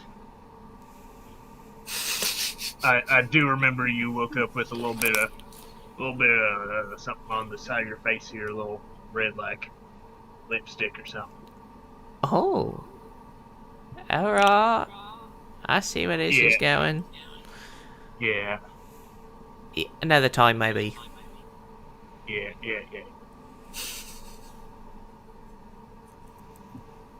Is there anything you guys else you want to do on this short rest? Any other items you wanted to ask about, by the way? Well, since we're all looking at items, I would like to look at the gold ring with bloodstones. One more time, the gold ring with what? Bloodstones. Yeah, non-magical, but it looks fairly valuable. Like, Boveg's- bloodstone is just a gem. Mm. Boveg's going to pull out the mug that he found, and he's just going to spend 10 minutes just staring intently at it. Because he's watching everybody else do this, and like, oh, this is magical, this isn't magical. He's going to focus real hard. Yeah, it's magic. And he's going to put it back in the bag. I would also like to look at the ivory figurine. Ivory figure is... where are you hiding?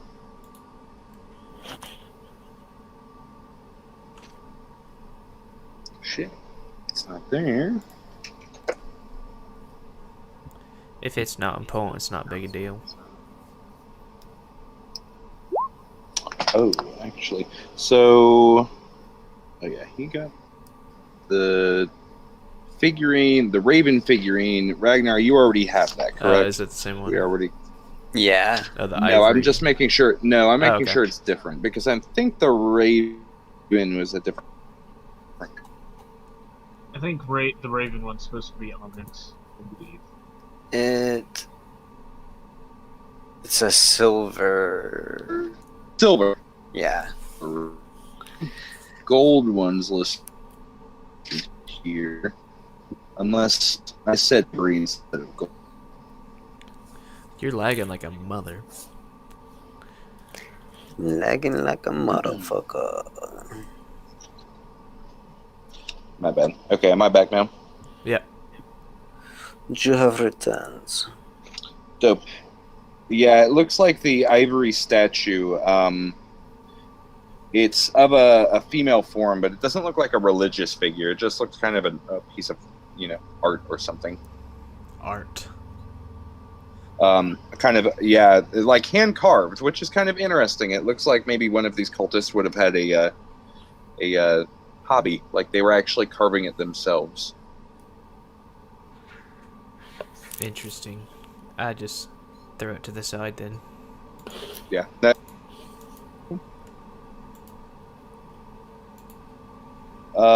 Any other items? Because I know there's daggers. Do you guys know what those potions are? I can just tell you well, I know there are potions. I don't know if you guys knew what they were. I don't He remember. told us about the 2 healing potions, and then he told us what 2 of them were. They were the oil shirt. So that was it. I'm sorry, the oil, sharpness, and what? The 2 healing periods. Okay, cool. And then you had a few gems. I think that's about it. Cool. Ragnar, did you Anything get else from- that wand? The wand? I don't really think I would end up using a wand very much.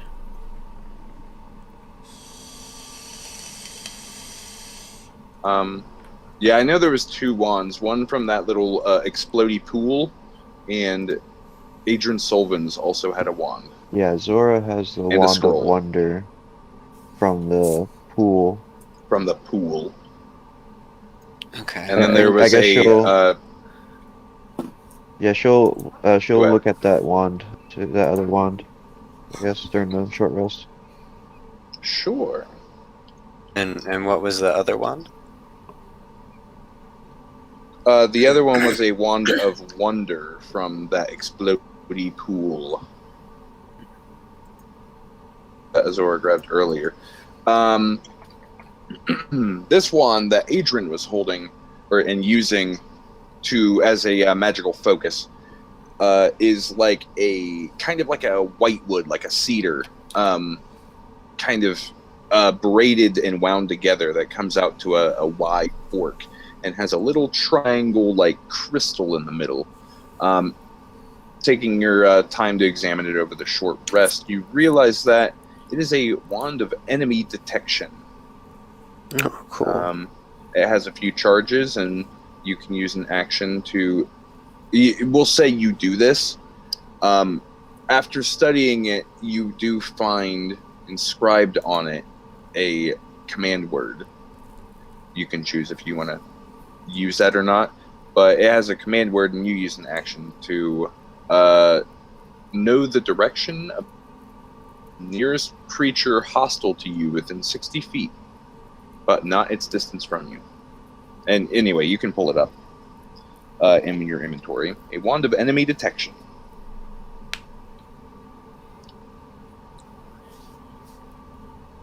And I know there was at least one scroll. Did I say what those were? I don't know where my phone went. Can't remember if you mentioned it. Oh, there it is. I'll just tell you that the magic users can identify the scroll on Adrian as a scroll of dimension door. That is now yours. And let me just check in that text I sent you. See if there's any.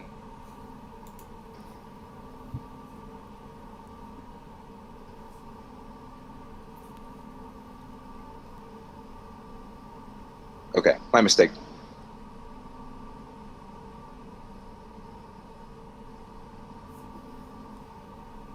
Oh. Yeah. Alrighty, so I think that covers everything. Anything else you guys want to go over or do during this short rest? Nope. Good to go. Cool. So, now at this point, we can, go into as much or as little detail going forward on leaving this dungeon. Do you guys want to go back out that main door that you had moved and go out that way? No, the way we came. Okay, so you want to go back through the broken... Cool. Yeah. Now, cool. So give me just a moment and I'll move everybody around.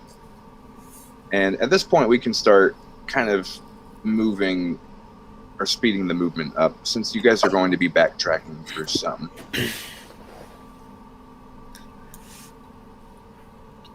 Give me just a moment to get everybody situated.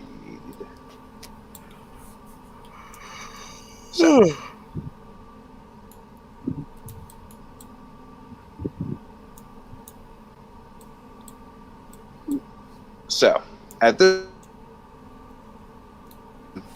Hold on for just a moment.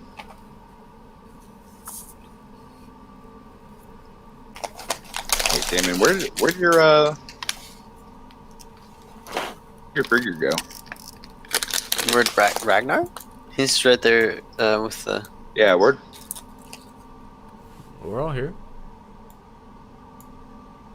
Oh, damn. I don't know why he disappeared for me. Okay, so, yeah. This is...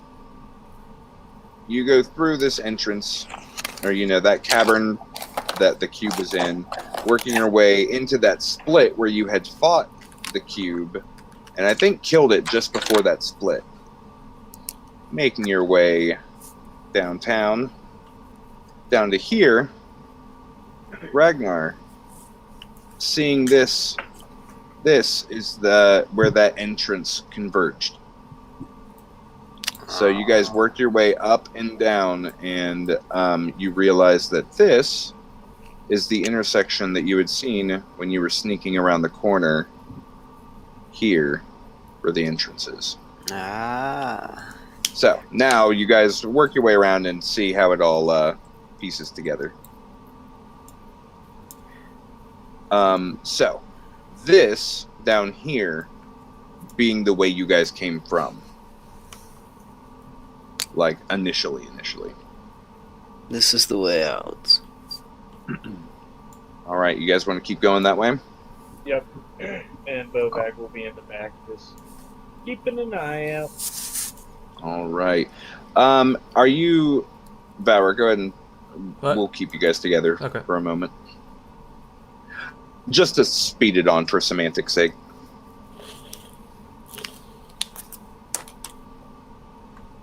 it's interesting when you're working your way through and exploring new areas. Less so when you're working through the same shit you've already seen.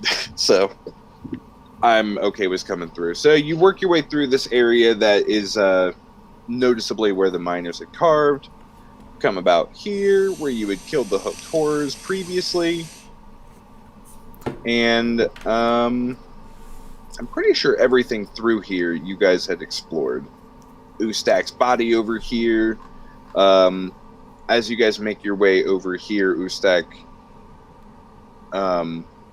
points out that his body's here and he wants to take just a moment. So you guys branch off, and while he didn't have any belongings or anything left on his body, these dwarves kind of take a moment to, over his.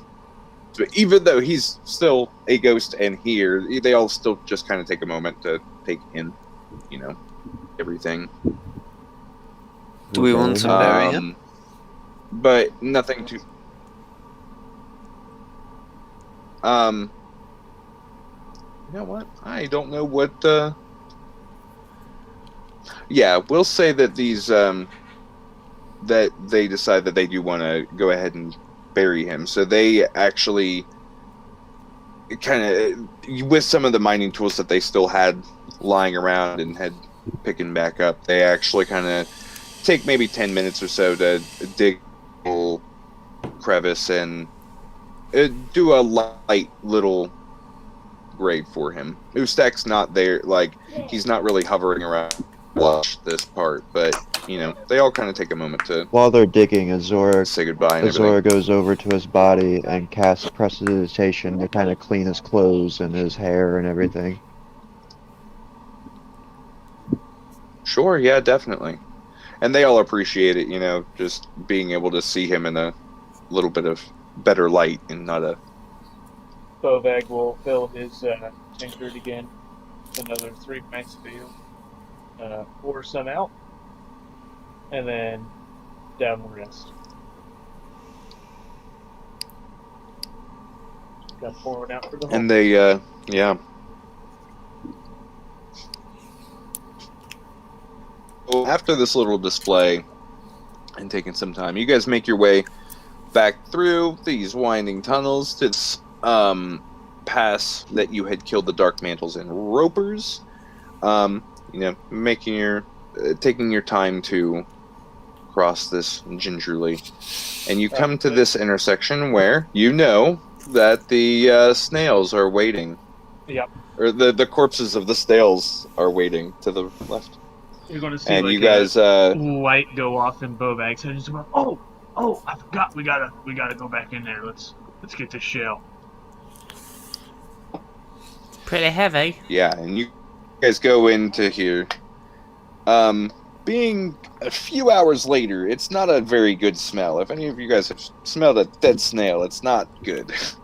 And this is a rank area now, but there is still one shell that is perfectly intact that you guys made sure not to really try to damage. I know one of the other shells you guys had Azora and Ragnar had broken off a few pounds of that material. And Ragnar, you had also gotten a big chunk of crystal that it was chewing on.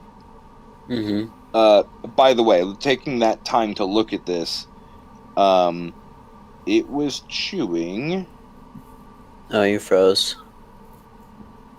I think he's reading. 1 second. Oh. Am I good? Yep. Yep, you're good. Cool. It was chewing on a sizable, probably a good, I don't know what I said before, maybe 10 pounds or so of star sapphire. It is a vibrant blue with almost like a shining inside where it gets its star title. Cool. Fairly valuable, and especially for how much. But it's heavy. It's a sizable chunk. But yeah, you guys are here in this nasty, nasty cavern. Bobag just spat out some frogs not too long ago, so he's like, whatever, it's fine. And he's just going to go grab the shell, hold it up like on his back, and follow everybody else. Just like straight carrying the whole thing, like on your back, just with your own like your hands. Yeah, kind of like almost like a backpack. Is what I'm like, that kind of idea. He might but are have you his hands doing like anything up to have inside. back straps, or are you just holding it? He's just gonna grab onto it and hold it like, I guess. You can do this, but without some way to do it differently, you're putting all that on your arms, and traveling almost a whole day with this, it's gonna suck. Like, suck. Like, levels of exhaustion suck. So, if you want to maybe come up with a contraption or some straps or something to maybe make this a little easier on yourself, you can realize you can maybe get to the entrance of this cave before you realize, man, this is gonna suck. I got it. All right. I have Hit me. about let's see how much chain I have. You do have 3 other dwarves who are willing to help. I have 100 feet of chain, so I'm going to wrap it around the shell, and I'm just going to drag this fucker. Jesus Christ. Okay. Preferably, Better. like I can. Where You're gonna wear yourself out, but a lot less. Where the bottom of it is dragging along the ground, so if there's any damage, it's on the bottom. Okay, you can do this. It's going to be easier than trying to haul it with your arms. You'll still wear yourself out, and maybe having people help over time, but you can do this a lot easier. That's better. If the dwarves want to, give me a hand and either push or like lift up a little bit. Sure. Yeah, definitely. And if everybody's giving you like an extra hand to heave it along, or maybe an extra person pulling on the chain occasionally, you can definitely make this work much easier. And you know what? But this we're going to literally use its token for this massive shell, because this is a chunk. Just know that did you you're clearing out all the guts and everything, correct? I'm assuming. Yeah. Or are you leaving it all in? Oh, I'm just gore and all. Yeah, grabbing and just pulling out. Grab it by the eye stalks. Cool. So yeah, just keep in mind that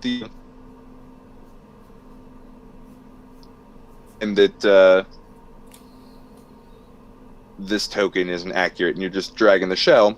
You're pulling it out, and you guys make your way up back to the entrance after some time, and you have made it all the way back. Ooh, hey. So, look at that. Cool. Yeah, I hear It's pretty sick. nothing special, but still, you guys are at a little outcropping where they originally set up this camp. Again, theater of the mind. Everybody's with you. Whatever. But yeah, you guys are out of. Yes. Roughly, So just let me an consult estimate. my calendar. Yeah, when I tell you guys times, just keep in mind that your people are a rough approximation, since there isn't, watches and shit. But regardless, you guys are sitting at about. This seems just after midday, early afternoon. Well, I tell you what, I'm glad to see daylight again. Yeah.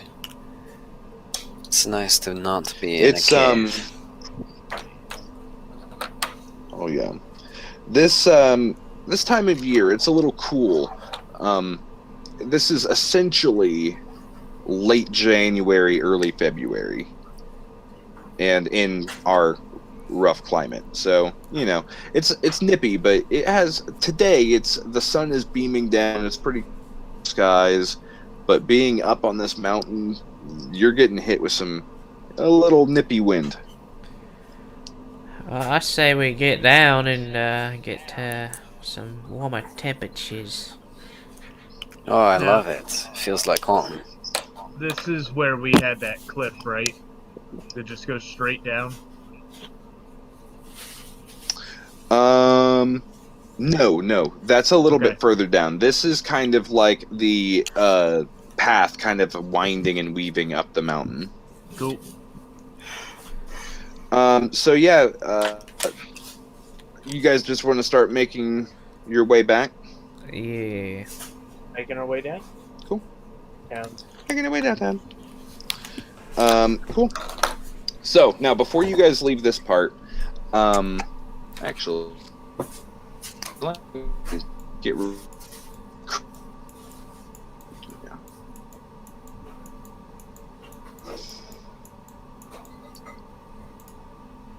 Now break chains. Actually, I do still like this one. This is a good theme. So as you guys are exiting this cave and just taking in this crisp midday air, the dwarves just seem so relieved, like just kind of cheering to themselves, almost just happy, and they start packing up some of their stuff. These tents out here are the dwarves' personal tents, and while they don't have a whole lot of effects or anything, they pack up some bedrolls, just their simple stuff, and get ready to go. And Ustak is watching them, and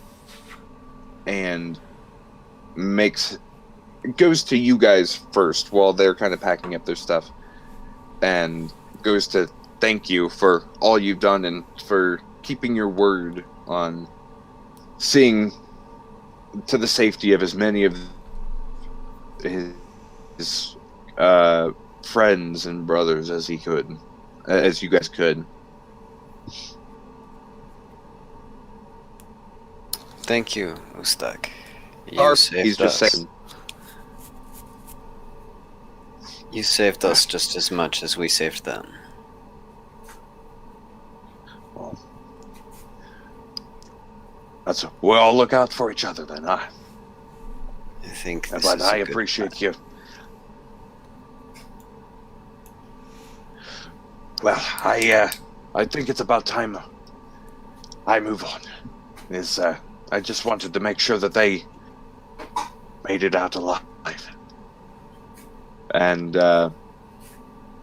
will make his way over to the other dwarves to say his goodbyes to them.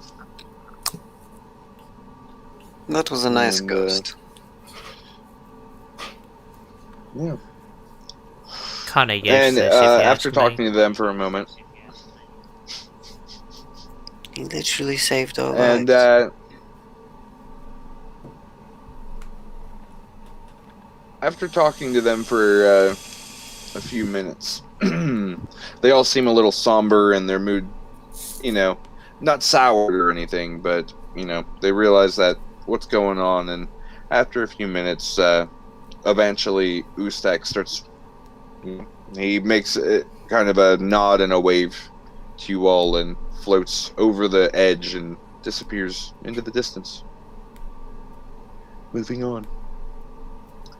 And with that, the other dwarves, they cheer. The somberness fades to celebration for them. But, yeah. So, if you guys want to press on or take a moment, whatever you guys want to do now. I just want to check with the dwarves and see, are they staying the night, or are they pressing on? Do they feel confident, getting home? Well, they'll ask, one of them will pipe up. What? There we go. One of them, whose name is Phobin. Phobin will speak up and say, well, at this point, we just need to make our way back to Clayshire. Go back to the guild ship and try to just go back home. I think I'm done taking jobs for now. My guild works is done for the time being. If you don't mind us joining you guys if you're making your way that direction, but we're Clayshire, and if you wouldn't mind us tagging along for as long as you are. I'm okay with this. Yeah, it's fine. Hey, never mind.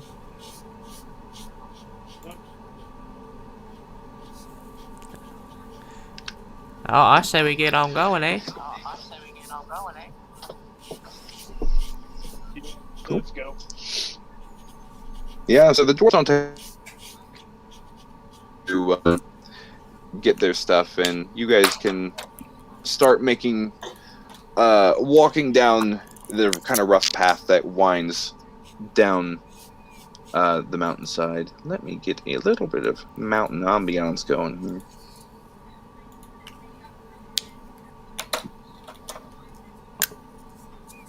There we go. A short little bit into your guys' trek down the mountain.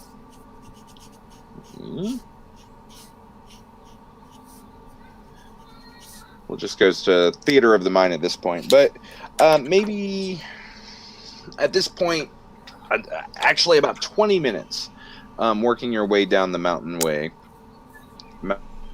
paths. Azura, you feel a kind of vibration coming from the sending stone that Will had given you, indicating he's trying to contact. And when you grab it you hear his voice come into your mind. He says, here we go. Hello. Assuming this message reaches you, you're not dead, hopefully. And the job is a success. I was a little concerned after the last call, or the last contact you had with me. Is everything all right? Yes, we're still alive. We're coming back. Is that Will? We found. Yeah. Will's calling everyone. How does he know that we are out of the cave? Will, how do you know we're out of the cave? I was unaware you were out of the cave. Had just waited a few hours and hoped whatever situation you had found yourself in had been resolved. Terva, you tell that fuck we're coming to see him. Bovag says that he can't wait to see you. Wonderful. I am excited to hear that you are all successful. He's very excited to see you. My resources of traveling are a little spent at the moment, but come first thing in the morning, I can meet you at time. Would Ross work? Which you would know. Ross is let's just switch over to. Oops, my bad. I think it's where horses are, isn't it? No, I think you guys left your horses at the canyon passing when you guys couldn't cross with it. We'll get them on the way home then. Sorry. Here, there we go. Put that back. Yeah, here we go. So you guys, if you remember, exactly, this big old mountain right there is where you guys were, and Ross is the tiny town that you guys passed through on your way. It's notorious for it having a big old castle. for the local lord there, and but overall, it's just a tiny fishing village that you guys passed through once before. Ross Bulwark. Yes, Will. We'll meet you at Ross. Where shall we meet you at? There is a modest inn and tavern there called the Fish and Ships Tavern. I can meet you there first thing in the morning. We'll see you then. Did you discover what they were doing here? Oh, we have all kinds of things to discuss. Perfect. I wait with bated breath. Bye-bye. Yeah, so for the record, I did update sending stones. I think personally as a DM, it's a little ridiculous that stones specifically made and synced together can only do sending 25 words once a day. So, Azora has it updated in the inventory, but it's essentially 2 charges per day, and you have like kind of a 3-minute window of open communication between each stone. Now that is the second charge of the day, being the other one you guys made earlier, Tim. But yeah, so you could, and he would have told you this. I just recently updated. But yeah, so if you guys choose, you can end the call essentially. You can call it a call. So yeah, what do you guys want to do now? Keep going. Make our way downtown. Yep. Get away. Really though, how the fuck does he know that what we just got done? He I mean, claims it was a technically, coincidence.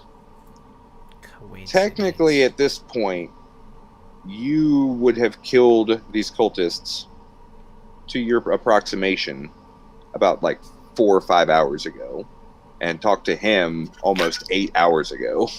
Or I'm sorry, 6 hours ago. I still think it's suspicious. He called us as soon as we stepped outside. It seems to me that he had someone watching us, someone who could have helped us but didn't. You know what, Ragnar, you're kind of smart. Only kind I of. just don't. Wait, the miners, maybe they know something about it.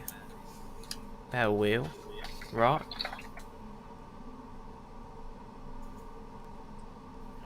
Are you wanting to inquire with them? Sure, why not? Sure. Yeah, describing him, it doesn't sound familiar. They, a man in an owl mask. They hadn't seen. Well, I will say that one of them has heard of a few individuals in the area that have worn owl masks, but hasn't heard anything about them. Just that they've been a few random people have been spotted in the area. There was an owl, and another person had seen a shit. I'm sorry. Let me see what a shit. Let me see what this other mask was. But you can continue. Let me find this out first. Or I'm sorry. Let me find this out in the background while you guys continue whatever you wanted.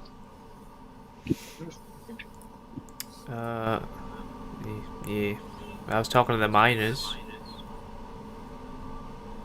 They don't have any other. They've just heard like word that there's some people with animal masks in the area, but not doing anything untoward. Just odd that they some people with animal masks are in the area, but that's all they know.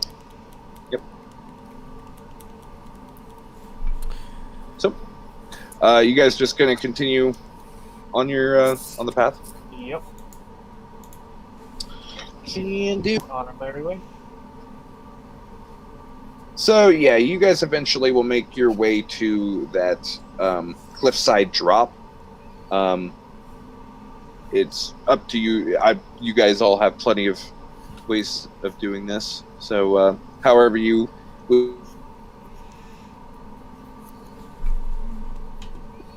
cliffside and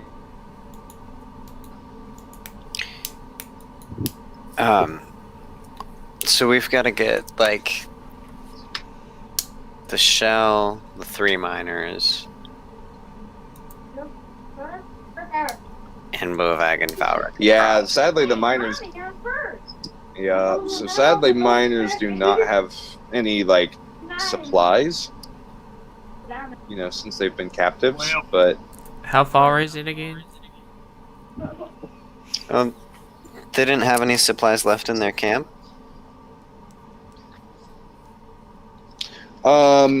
They would have all been moved into. It's all the travel supplies that was in the temple in the crates that you guys had seen. Gotcha. And you said it's what, like 50 feet down? Ish? I am pulling that. Ah, here it is. About 60 feet down, drop. And how far And across? maybe like a. This is No, the the cliffside. gorge. Oh. Yeah, I'm sorry. I'm just letting you know that you had like the 60-foot cliff, and then like maybe a half mile or so. Or actually, it was like a little few mile walk. Then you would have a gorge that was about 55 feet across. That you'll eventually have to cross. So but again, we don't have to RP everything. Just roughly how you guys want to tackle these obstacles. Well, I know, Wizard, you're pretty tired. I don't know, Ragnar, do you have any way to get us down here? I have 100 foot. Sorry, I have 100 foot of rope. Zora says, "Yeah." She gets her pack out, and she says, "Yeah, actually, this is kind of heavy." And she pulls a climber's kit out of her pack. Can you carry this for me? Bovag takes it, and then pulls out his 250 feet of rope. I could go down, climb down to the bottom, and then climb back up to the top and throw a rope across to you. This is just the cliff down. Yeah, this is the cliff face. I'm sorry. We're just going 60 straight foot down. drop. Straight down. Yup. Oh, Bovag will take one of the pythons. Actually, do I have anything big? I think I might hold his ass.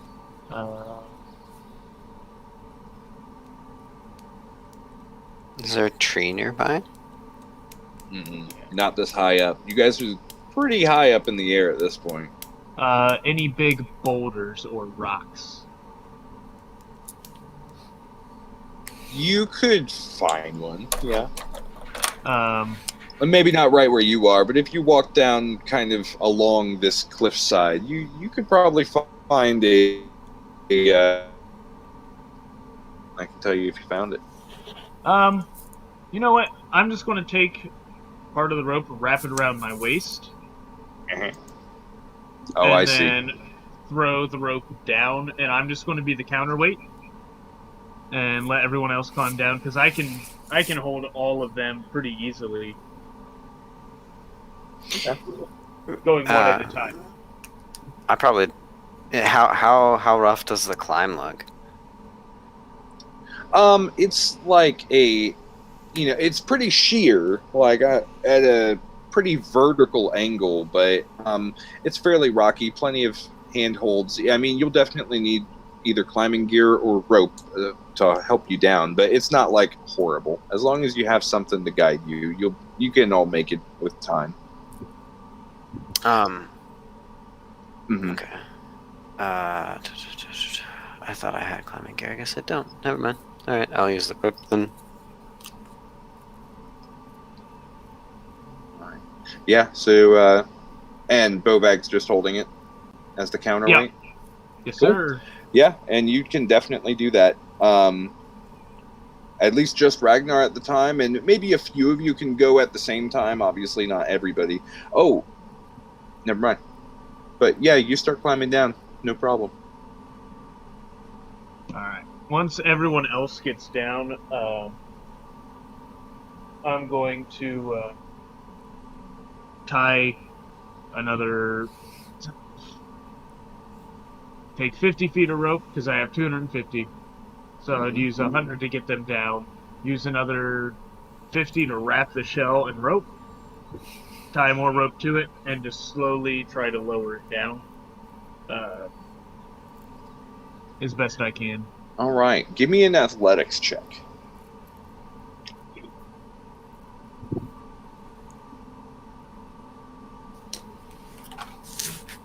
Maybe using a rock as like a pivot point so it helps slow and give me a little extra. You know what? Yeah, I Ornament. will actually give you advantage for how many, the preparations you've taken. You've given some thought into how you're going to lower this. Go ahead and give me with athletics with advantage. Okay.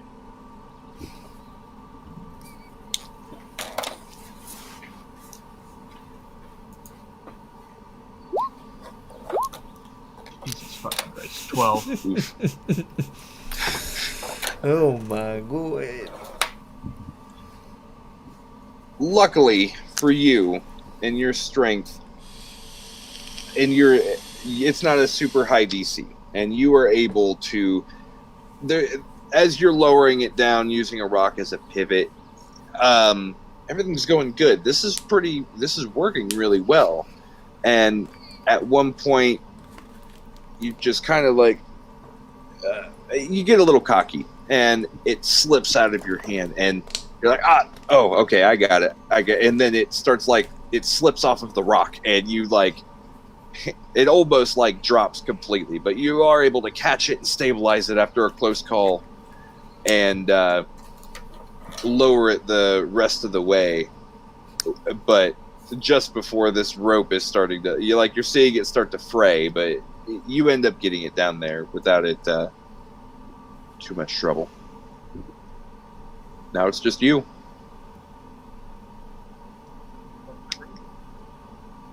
That's not attached to the shell currently. Put it back in my bag. You said it's 60 feet? Yes, 60 feet. And,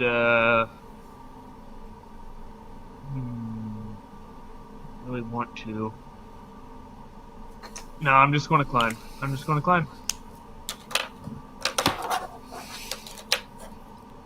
With a climber's kit that I do have. Because I did purchase one before we left. Yeah, no problem. And actually, so you're able to still go off of the rope that helped lower everybody up. Or, no, you were holding on to that. Yeah, you were able to just use your own climber's kit and get down there, no problem. Cool. For the record, just to backtrack, the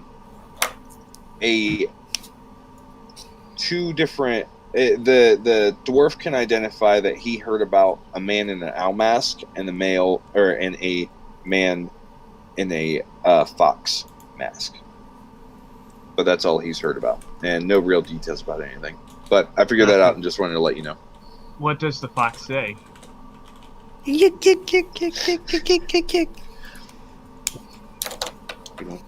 Guess we have to find out.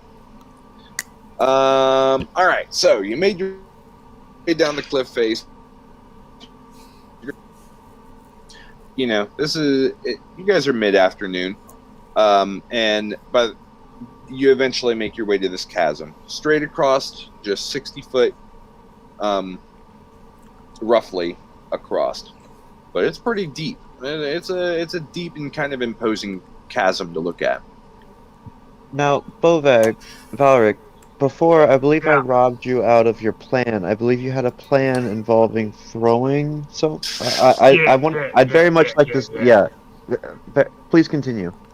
All right, Valeric, you ready for this one? Valeric kind of like walks near the edge and looks down.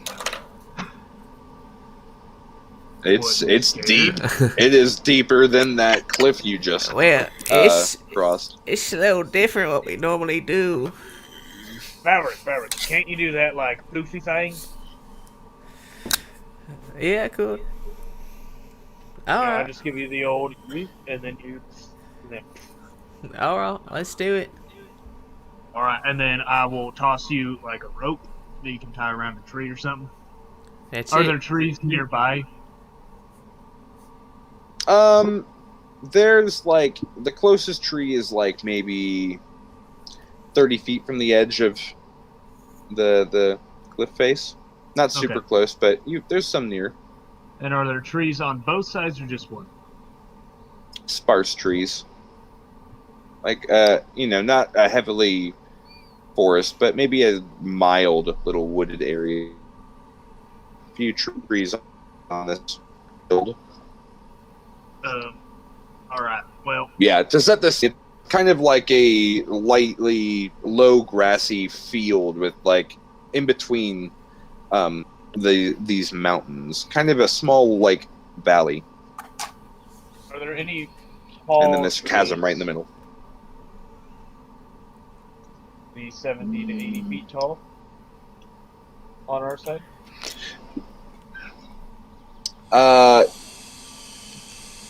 Yes, there is one. Let's say like a small cluster of taller trees, about 80 to 100 feet tall, sparsely mixed in with shorter trees. Right, but I have a dip. Is it possible you and Can't hear you. if I throw you across and you guys, tie a rope and climb across, that's great and all, but then I'm stuck here. So what if I just go, chop down one of these here trees and we just lay it across? Make a bridge. Huh. Curious how the dwarves got across the first time. Yeah, how in the fuck did you get across?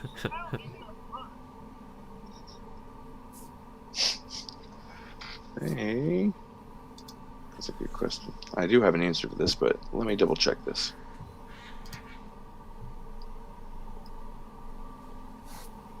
So sorry.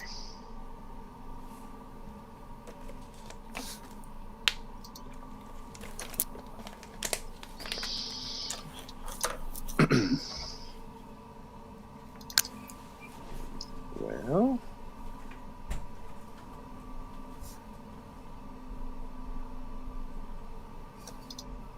oh, somewhere here. Sorry. They had.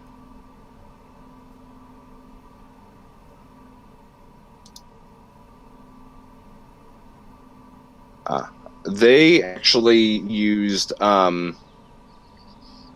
collapsible ladders that were with some of the climbing gear, and they kind of attached them, tied them together, or not collapsible, I'm sorry, but like kind of a few shorter ladders that they had affixed together to allow the ropes, and through an afternoon essentially made a small bridge with the ropes and ladders, but brought it back across, disassembled it, and then took it with them to help them for the rest of the climb. Well, I'm going to make a ladder. It's just going to be a tree. There you go. And you'll walk over to one of those taller trees. Those and, big boys. Yeah. Start swinging at the bottom as far down as he can go with his maul. Just trying to knock it loose. With your ball? Yeah. You're just gonna pummel the fuck out of this tree. Yeah, I'm going to brute strength it. That's Oh that's my what he God. does. Wait, I have an axe. Do you want to chop down the tree? I'll chop down a tree. You chop down the tree. Alright then. Goodness. I'm chopping down a No, tree but today. There you go. And you spend some time, because of course Bovag picked a very chunk. Well, Hour. thanks, very chunky. Yeah, you guys essentially are going to take a short rest And if you guys kind of alternate it out or something, if you wanted to, but you can essentially, if you guys all alternated, then you can all essentially get a short rest. And right now, while you're chopping this tree down, So where and the dwarves will help too. Well, Azora's not chopping shit down. where is this tree at exactly? Okay. One of these big trees is probably a little bit further away from the edge, but probably 50, 60 feet away from the cliff edge in a small cluster. How are we supposed to get it across? We don't need to. We're just going to stand it up and whoop. Damn. Do I have an idea of how heavy that would be? Like,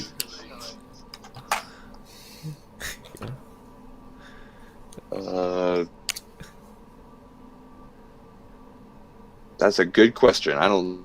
All right. Look. it's Valerie. you said how? Wait, no, you said how big is this tree?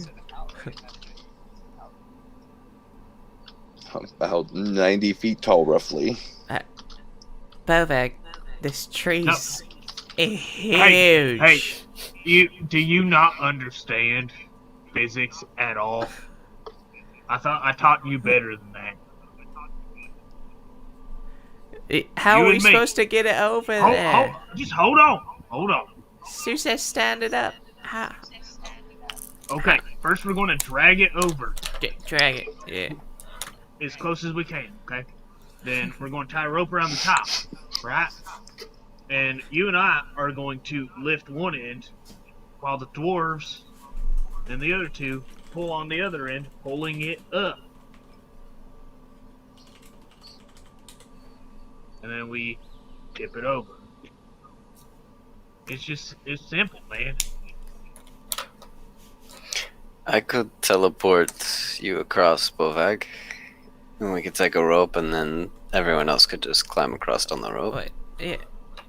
Okay, but how do we get the show? I'm not Alright. leaving that shit. Yeah, Azure, Ragnar, do you guys have anything to say about how big this tree is? How are we supposed to move it? Bovag is very strong. Trust me, I know, but look at this thing.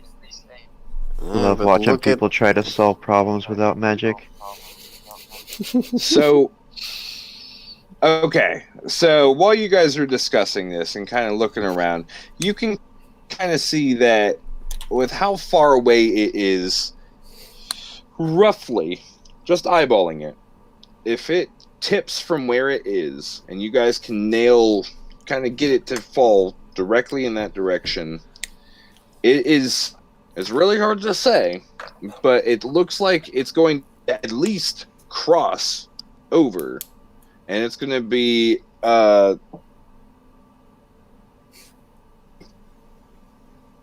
by a good 10 feet, or be short by a good 10 feet.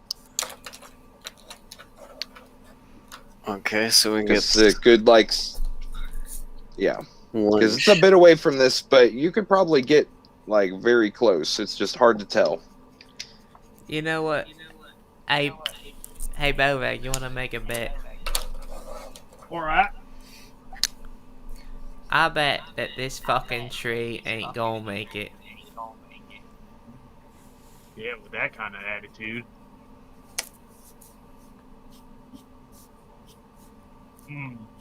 I will give you 500 gold if it goes over. Alright. Anyone else? I will take that bet.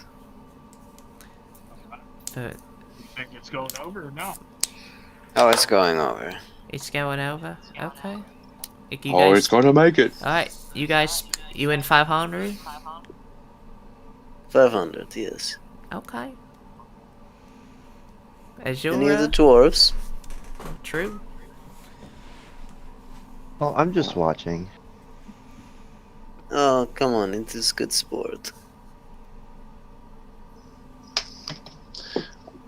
All right. So, Oh, you motherfucker. I don't know what you mean. No hacks, no cheese. straight up. Oh no. Honest answer here, Trey. We never said no cheese. No what? Sorry, what's going on? I thought you guys were debating on this. Or betting on this. Yeah, I'm sending you a message real fast. Yeah, we are, but yeah, he's fucking messaging you. Okay, yeah. I see the that, but I don't see a message with it, so It's coming. I gotcha. Okay.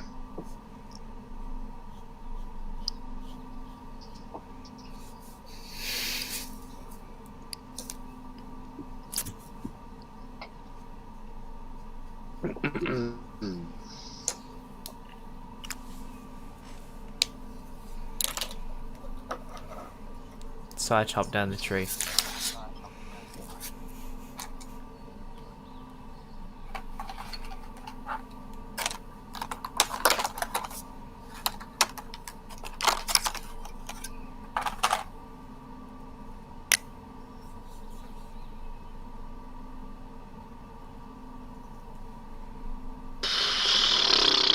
Probably not.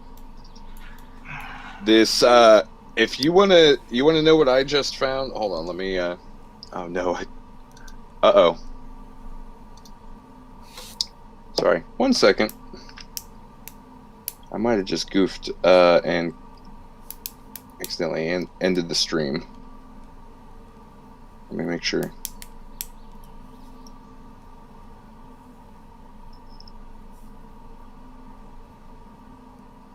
Okay. Everything's good again.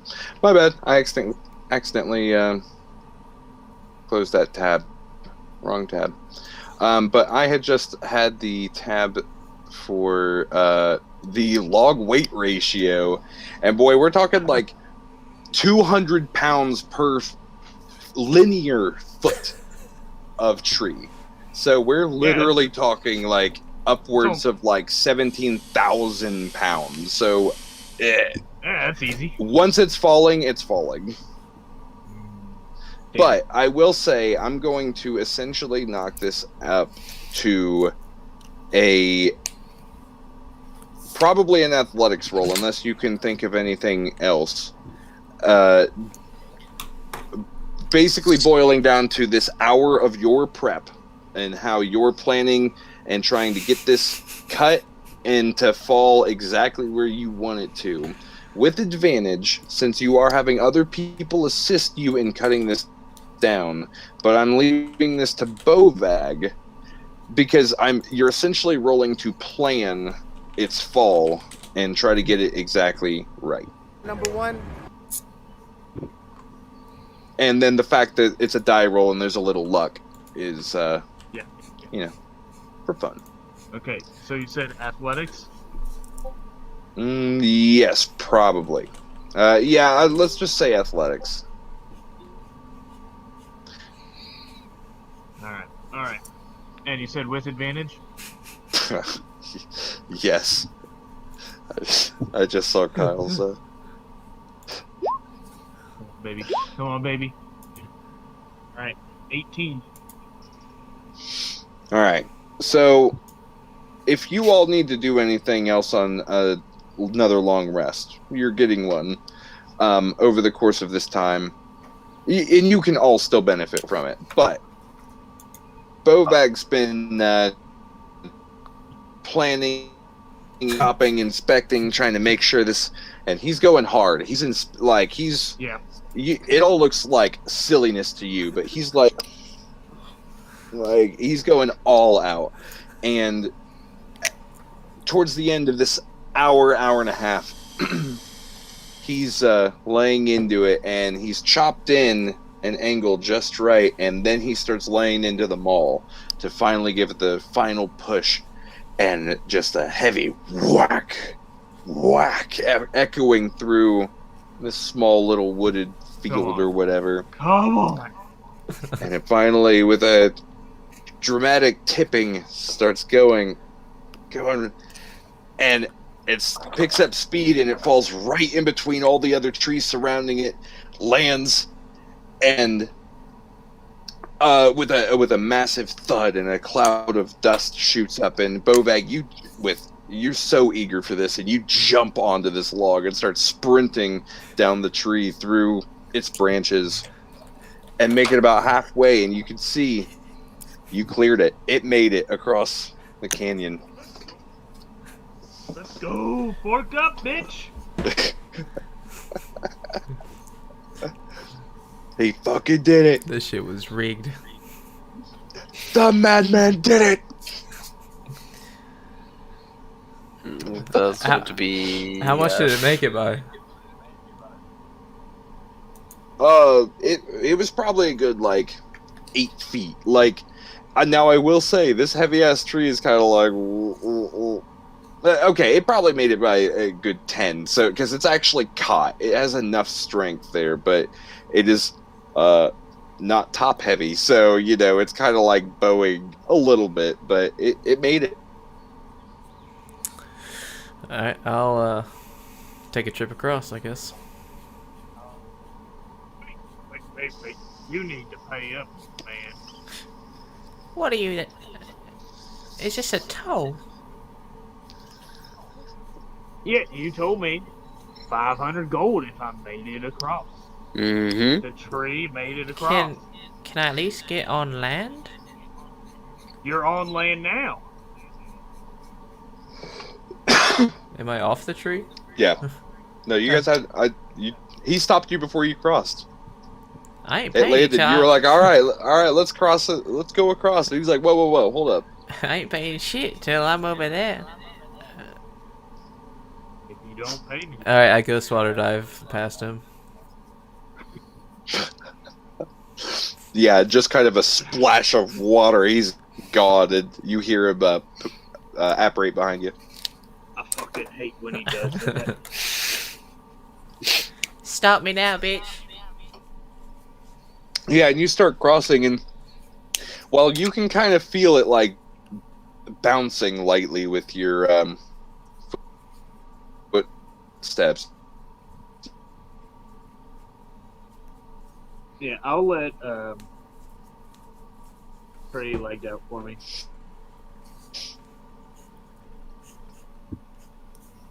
Cool. So Valor clears the canyon and is on the other side. Yeah, I'll let everybody else go first, And considering the sheer weight that I am, as well as the shell. That way, they can get across safely.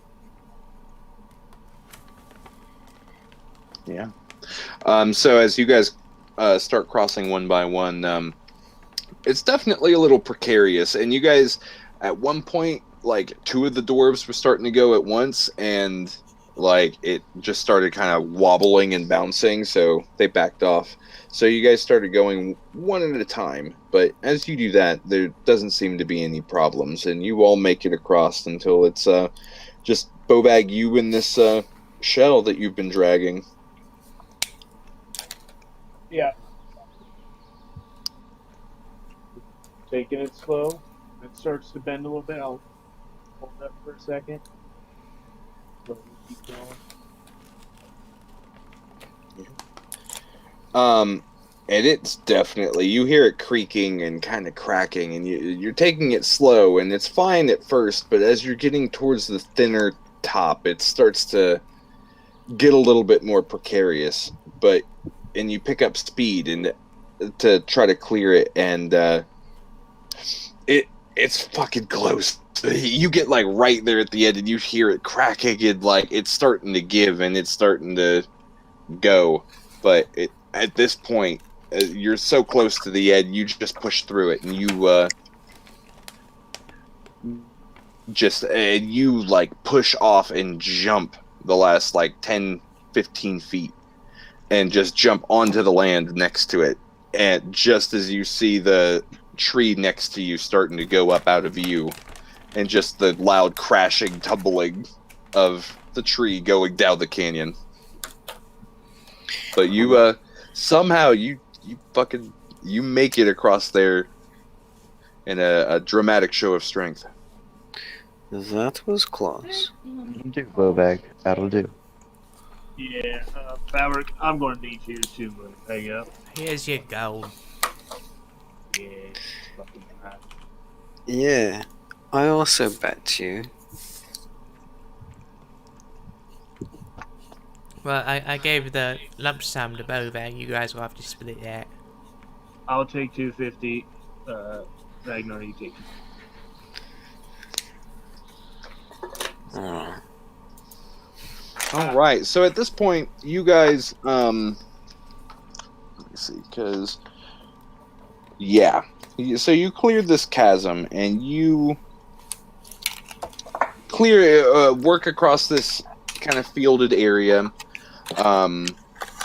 this little valley, if you will, and then going to kind of a little bit more, I don't know, like a north. Sorry, yeah, like Northwest American vibe, like mountainous and temperate forests as you work your way through this landscape. It's hours, it's miles. You guys, but you've done it before, and overall, it's no real issue for you. And you eventually, by the way, you guys have not seen any sign of your horses, your original horses, so they are gone. But you guys, hours later, you do make your way back to the main trade route that runs along this the part of the Kirbanner Peninsula, just kind of northwest of where Ross would be. Okay, you know. The butterscotch. Butterscotch. My horse. I named him Butterscotch. I left him right here. I know I did. I don't know where he got. I had never owned a horse before. This is sad. We tied them up. No, I tied him up just like the guy showed me. You loop it around, and then you put it through, and then you pull it, and that's right. Hey, guys, do you remember on our way here, those harpy things flying around being real annoying? Yes. Yeah. When we found them, they were eating horses. Our horses are probably dead. You guys found where you tied them up, but there was a few torn ropes, and there was a horse corpse. I should clarify, you did find a dead horse, but the others are gone, and the ropes are frayed. Whose horse was dead? All of them. It was Valric's horse. Valric's horse did not make it. Theodore, no! Oh well. But yeah, so you guys end up working your way back to that main trade route, and you just want to keep pushing towards Ross? Yeah. You do that. You push towards Ross, and behold, you come to a kind of cartoonish interpretation of the little village of Ross. Go ahead. You're coming in from the north. Where are we gonna put the shell? Wait, what? It's pretty late by now, right? Yeah, by the time you guys are here in town, yeah, you're looking like late at, or I don't know, like between 8 and 9-ish.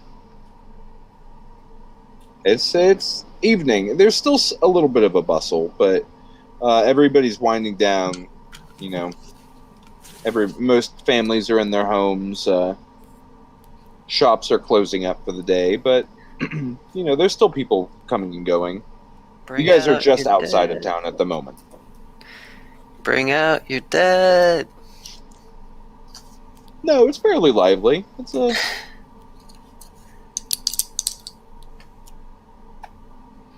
So just an afternoon. where are we going then? Where are we supposed to meet Will?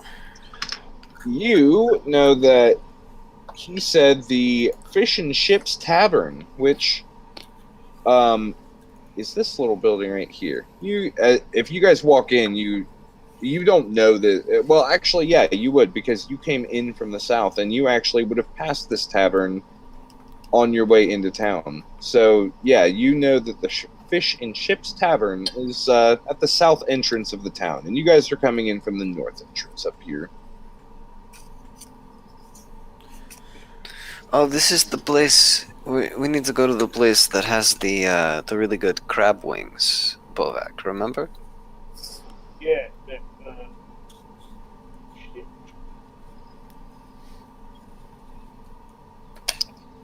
I think it was Clayshire. Can't hear you. I think that one was in Clayshire. Don't. Oh, the flying crab wings was in Clayshire. Yeah.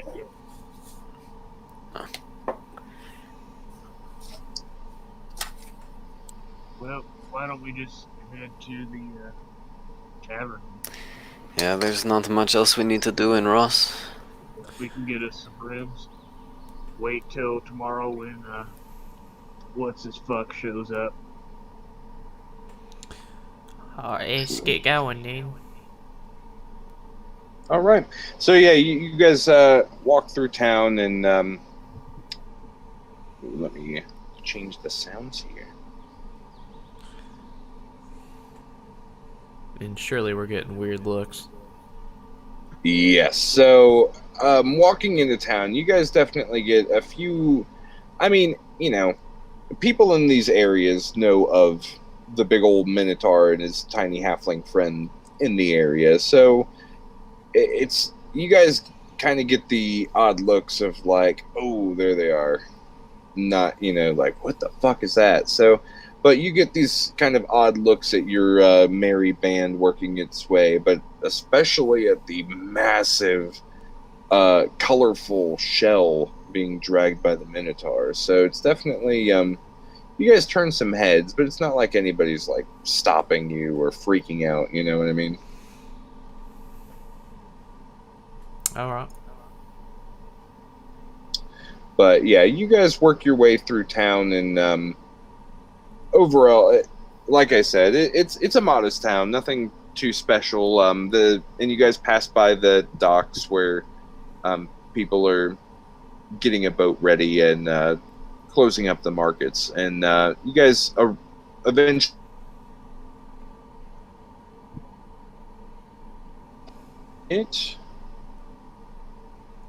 Sorry, I'm currently trying to download my map that I have for the tavern. When we get One outside second. of it, I'm just going to take a length of the chain off the shell, wrap it with the other bits, and kind of tie it off to the post, kind of like I would hitch up a horse. Yeah. Just, it's my shell, and it's just chain. Okay, yeah, you definitely do that. And it's funny because you definitely get some weird looks of like, man, what is he doing to that? And, or, even what is that? But nobody comes up and bothers you as you tie up or you hitch your shell outside of this tavern. It's a modest little place. It's a 2-story tavern, and it has kind of a deck out front with a few tables and everything, and that this is actually what it looks like. I'm pulling up the actual floor plan for it just so you guys get kind of a feel of what you're looking at. But regardless, you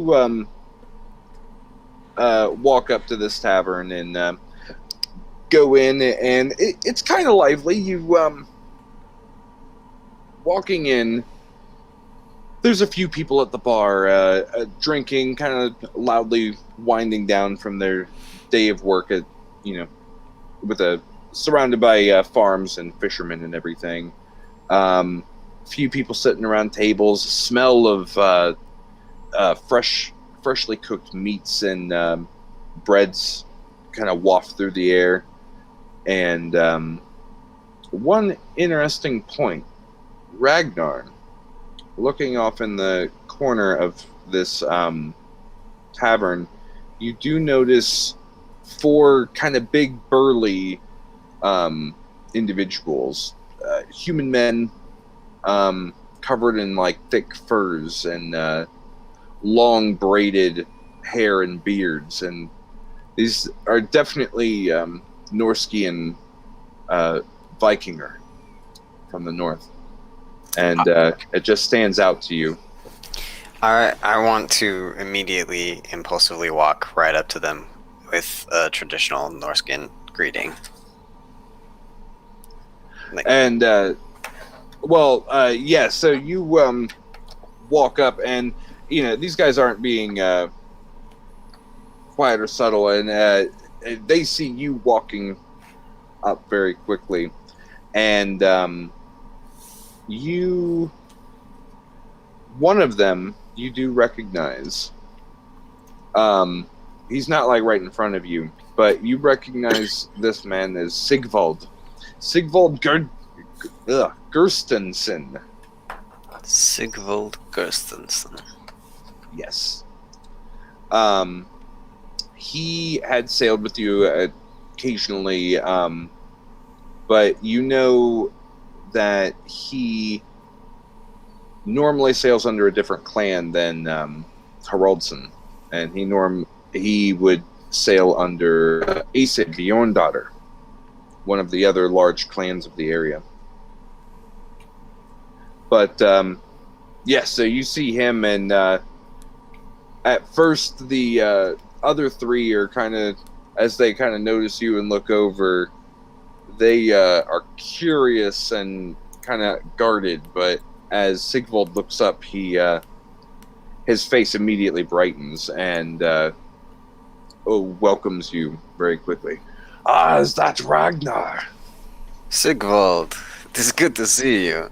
And he stands up quickly and kind of, you guys do like the kind of arm clasp, and he kind of gives you a half hug with his other arm and embraces you very warmly. You have not died yet. This is good. You doubt me. Now I'm impressed that you've made it this far.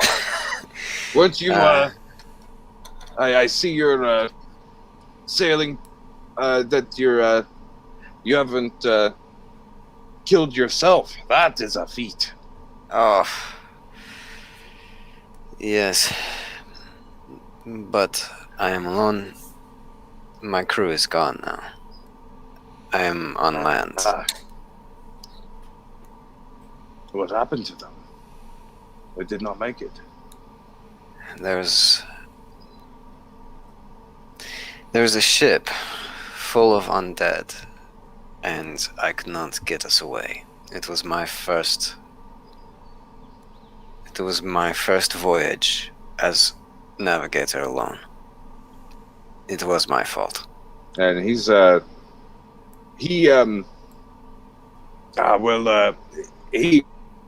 kind of claps your shoulder and says, well, tell you what, let's get you some ale. And he looks over and kind of notices some of the companions you've walked in with. Are you guys kind of hanging back, or here, let me hold this up real quick. I have one other picture. I have the map almost ready. Oh, there it is. I want to introduce my companions as well. Definitely. Let me move you guys. Just to give you a rough idea, this is like at the tavern layout. So you guys walk in, see the bar dead ahead. There's a few people like sitting there. And these Norskian men are kind of sitting at this long table over here. So you guys can do whatever you're wanting to do. Obviously, this area is walled, so you're not like seeing back there. But just to give you an idea. The Minotaur is my friend Bovag. The small man is my friend Valric. Hey, well, And the elf is my friend Azura. Yep. It was all inaccurate information.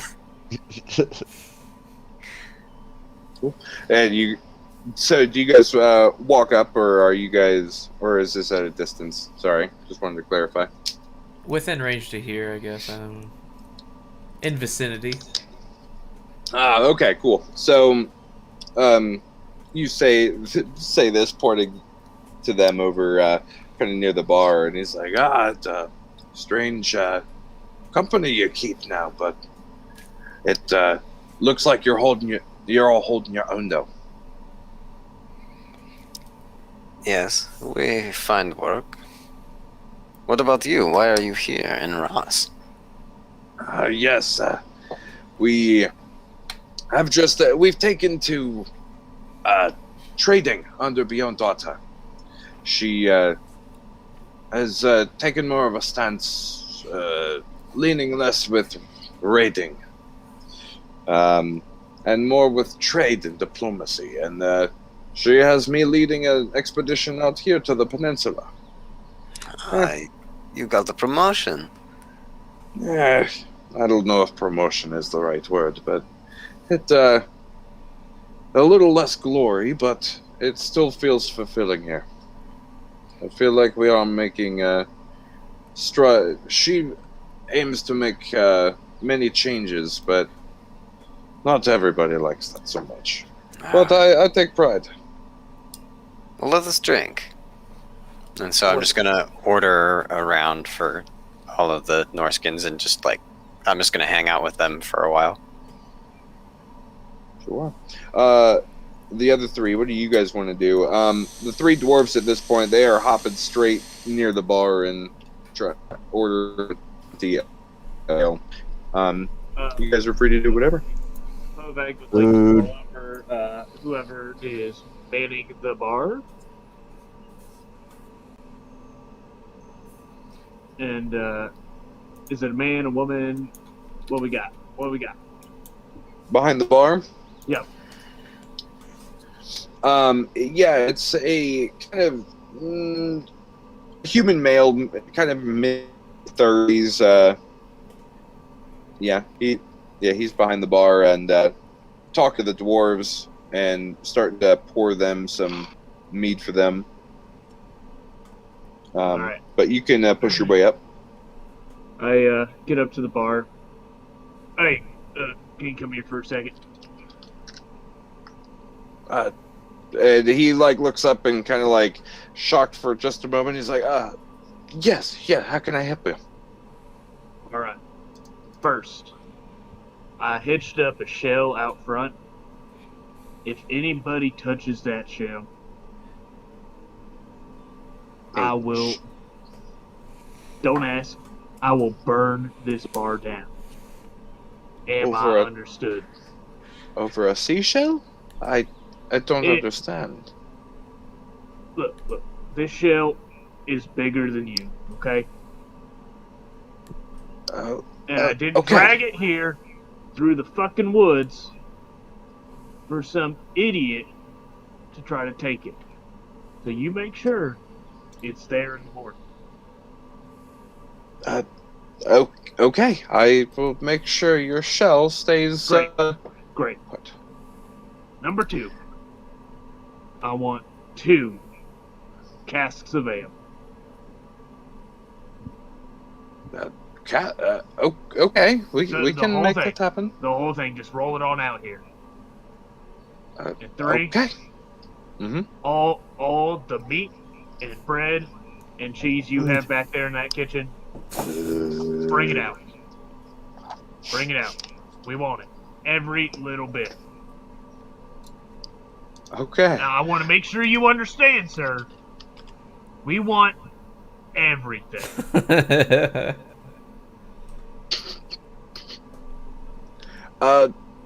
Right away. Yes, yeah, we can definitely make that happen. And he seems like kind of almost daunted yet excited at your request. But I'll pull out the coin purse mm-hmm. of money that Valric gave me. and just toss it to him. Keep the change. How much are you tossing him? 250 gold. He is like bewildered, and he's like, right away. A But lot of do gold, you Bovag. do you require any rooms? Anything else? Yeah, we need You know what? We want all the rooms. All the rooms you shall have. He's just like bewildered. He's like, we can accommodate. Yes, yes, of course. Yeah, and again, nobody touches that fucking shell. I will contact the city guards, and make sure that they are well informed. They will not be harmed, I promise. All right, thank you. And he like almost skips behind the wall and to go prep your food. But before you go, and she stops him like Mhm. on his way, and she starts nitpicking on exactly how she wants her food prepared. Barbecue sauce, please. Thank you. Barbecue sauce, you savage. Not quite sure barbecue. All right. Yeah, so you guys can definitely you take some seats, and they eventually or shortly roll out 2 casks of ale and just a cluster of mugs for all of you, and you guys can sit and enjoy as there. Both casks, take one over, set it on the Norskian table, and then set one on this table here. And it is for the 4 Norskians, the 3 dwarves, and then all of us. Oh yeah, and they are delighted to see you bring this over, and immediately start wanting to cheers and everything to you for all the ale. Azura orders wine. And wine you get.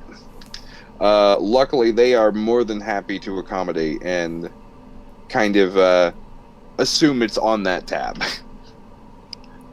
You guys are paid for. You are set, and anything you ask for, they bring. While they were a little trepidatious seeing Bovag walk in here, he smoothed over and he dealt with them. I'm honestly a little insulted.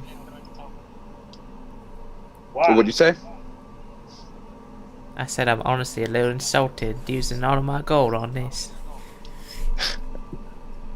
What? You celebrating a job well done? The fact that we survived? The fact that we made it back here in one piece? We've survived every day. It's nothing different. Yeah, well, this was our first time with this new group. Sure. Hey, who's the one that I can't hear you. I'm sorry, what'd you say? who introduced you to barbecue sauce? Yeah. I mean, I love barbecue sauce. Yeah. And, you know, Valric, I bring him to the side a little bit, have a little one-on-one. Look. My best friend. You're my brother. I don't mean to insult you by celebrating. Hey, guess what? It was kind of like that joke, like. Yeah, well, I'm what? not This really ain't- mad. It was a This joke. ain't a joke. Just listen to me, okay? I wasn't so sure. While you guys talk for a second, I'm gonna run to the restroom. I'll be right back. Copy. I wasn't so sure I was going to make it out of King Valor. What you mean? That fight with that stupid fucking jiggly cube thing. It was pretty rough. I thought we got over this, though. Howard, that's the first time I've ever been that close to death. That's the first time I thought there was a chance I might never see my family. Thought I might lose you too. You know, I need something to, boost the spirits. Yeah, like I said before, I never saw you go down like that, so... Yeah, we might have a lot of firsts coming up here.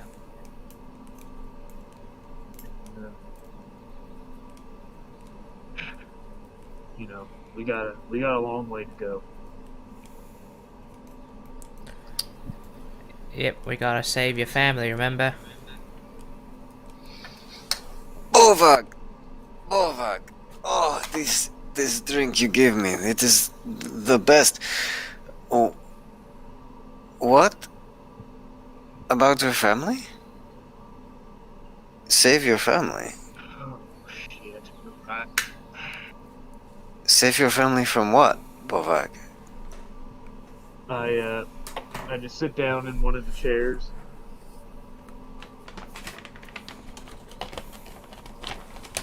I'll wait for Trey to put his hands. Alright, Trey. Ragnar's hearing about the family. Yes, luckily, since we stream, I was just listening while I ran to the restroom. So, continue on. I heard everything. Sorry, you might as well just listen to. I won't have to tell the story twice. You remember that war 60 years ago? When the Yes. Dragonborn invaded? Well, they brought me over to their conscripted soldiers. It was not by choice. They dragged me here against my will because they Dragonborn by the name of Balasar. He took my family captive. My wife, my 2 boys. Took them captive, brought me here to fight, and I've been stuck here ever since. What do you think happened to your family after the war? I don't. I've just been holding out hope that they're still somewhere in his land, in his keep, just waiting.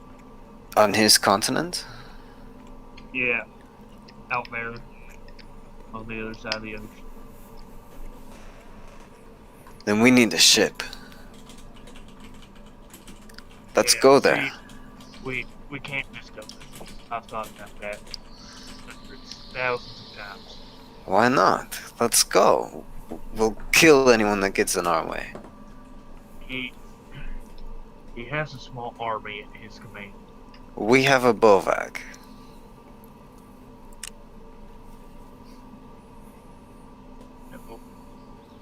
Then let's get an army ourselves.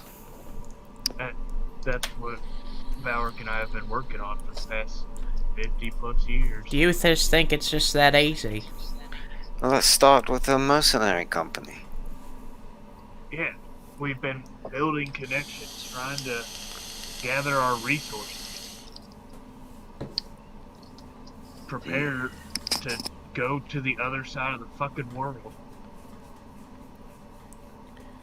We got a long way to go. Up till now, Valric's the only person I've been told this. We will get your family back.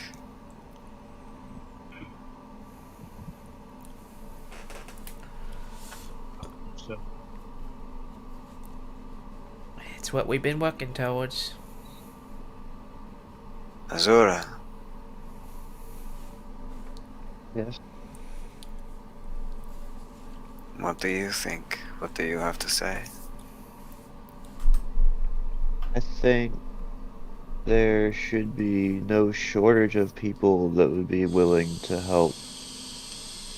We just have to find them. I think we have the makings of greatness here.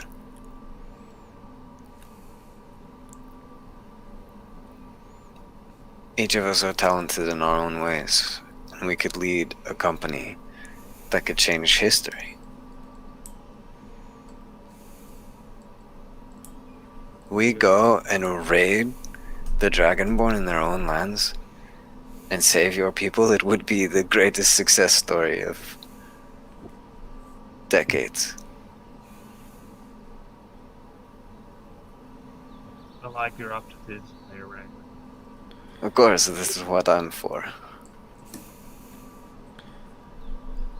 Right now, we just don't stand a chance. Well, let's start by getting paid by Will. And then maybe taking everything he has. Yeah, I want to rip that man in half, but, you know, I'll probably just sit this one out. I'll let you guys talk. Can always give you a call if something happens. Oh, I'll be just waiting by the time. I'll be. You'll know. Well, Ragnar, so thank you guys. Let's drink up, enjoy the evening, get some fucking sleep.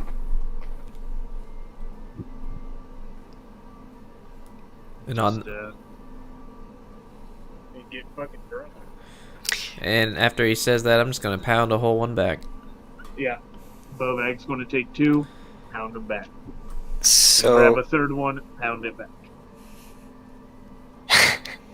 I'll take a drink with Bovag and Valric, and then I'm gonna go back over to the Norskins, and I want to just kind of feel them out, because he made a little bit of a comment about kind of missing rating. I just want to see how that group of people feel about Dragonborn, and see if I can maybe get a feeling on how Bjorn's daughter feels about Dragonborn.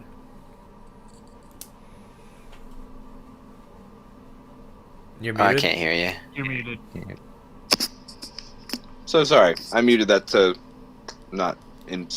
Anyway, yeah. So first off, when you guys do kind of your cheers, even the Norskian men kind of see this and they don't even know what's going on, but they skull or they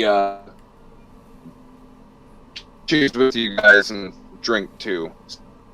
Ignara is kind of a natural blend to go back over and start conversating, and if so, talking with them just for a little bit and chatting. You first off, they do have a little piece of news they had found out or recently heard, and tell you. Just since you guys are making conversation, and where did I put that? Yeah. So anyway, as you go over there to drink with them, they mention that it's they're talking about a king and how he's with the Viking clans, and you inquire, and they tell you that they just got word that the rumored King Alaric has actually been apparently dubbed the High Chieftain of all the Viking clans. There was a moot of multiple Viking clans where they all met, all the leaders of them, and had gained the support of all of them, and they dubbed him the Chieftain of all the clans, which to your knowledge, well, Sigvald will just tell you that that's never been done, or it hasn't been done in centuries, and only in times of war. Like only these clans haven't united completely in a long time, and it's a feat. And well, he's a little like kind of skeptical, and like we'll see what happens. He's definitely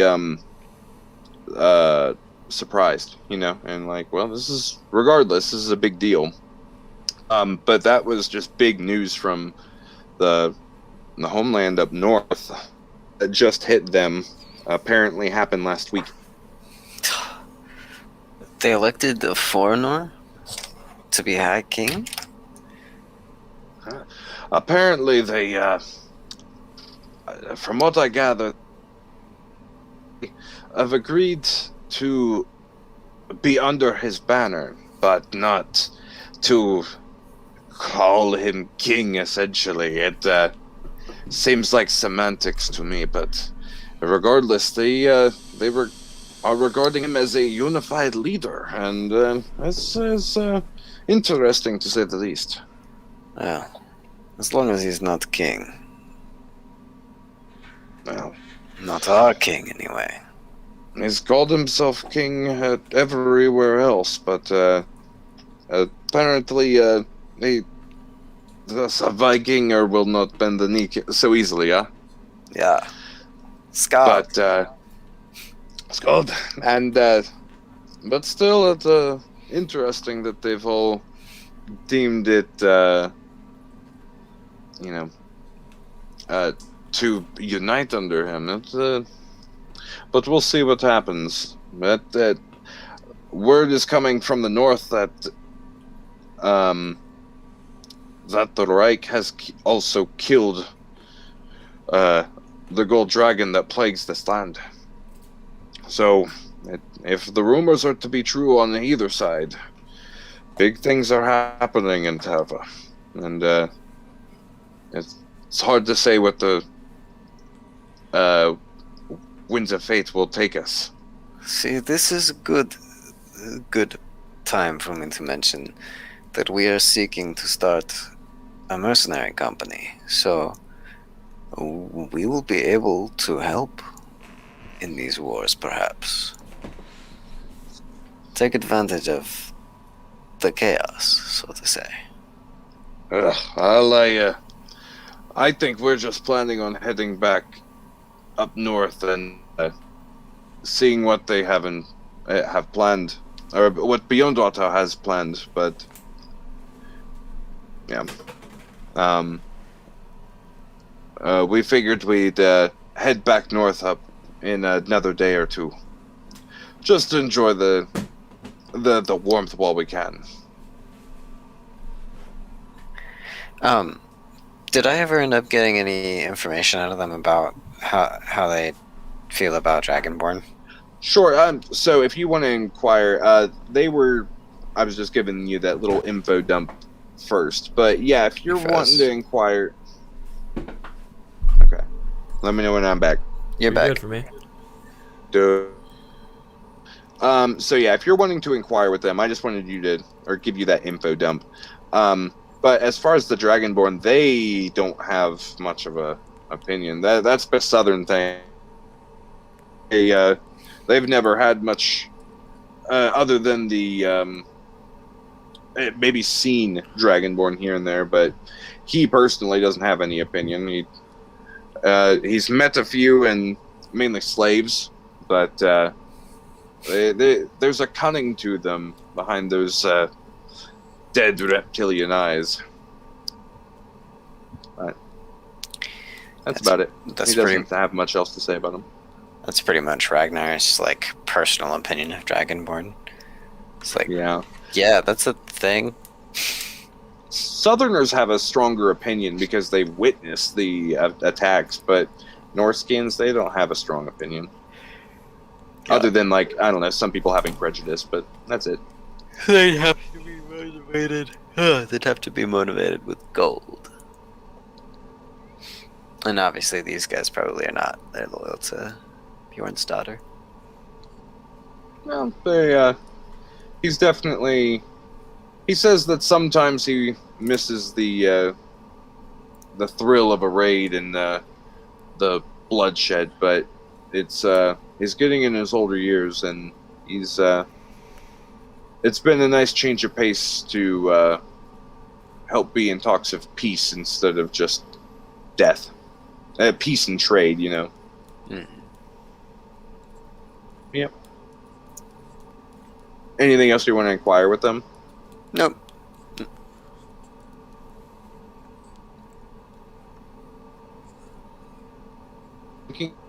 And celebrating. I don't think. Yeah, because they're just gonna party hard until they pass out, and Yeah. and they'll eventually leave. But you guys have the rooms upstairs, and whenever you want to call tonight, you can prepare for it. But you do call your food too. You guys drink heavy. You get a fuck ton of crazy food. They are waiting on you handed here. How much food is left?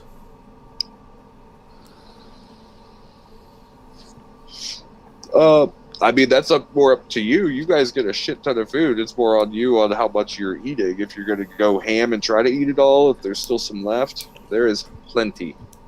Bovag covered you guys well. Guess we'll have a good breakfast too. Bovag. Probably after they stock back up. Bovag. Yeah. It's time, brother. It's time to get some sleep. Wait a minute. Bovag's just gonna walk out the front door fast. Take a peek at the shell. There. So, okay, yeah, look at this map. Where do you roughly... where are you wanting to put this? Set it up and tie it up. I'm assuming against that porch or patio. I'm assuming or whatever. this is the door, or is this the door? That is a This porch. patio? That is like a deck. All right. So he's And going then- to pitch it up Mhm. right about here. Okay. He's On the gonna deck walk or on the ground? on the ground. He's going to walk all the way over to the rail. You know, lean against it. Just look out. Look over the ocean. Make sure the shell's good. And Oh, and I will note, there is a random guy. He has a apron on, but he's just literally like standing against the railing, like right here, just like kind of. He looks bored out of his mind, but he's just kind of standing on the deck, just looking around, kind of near the shell. what you It- doing?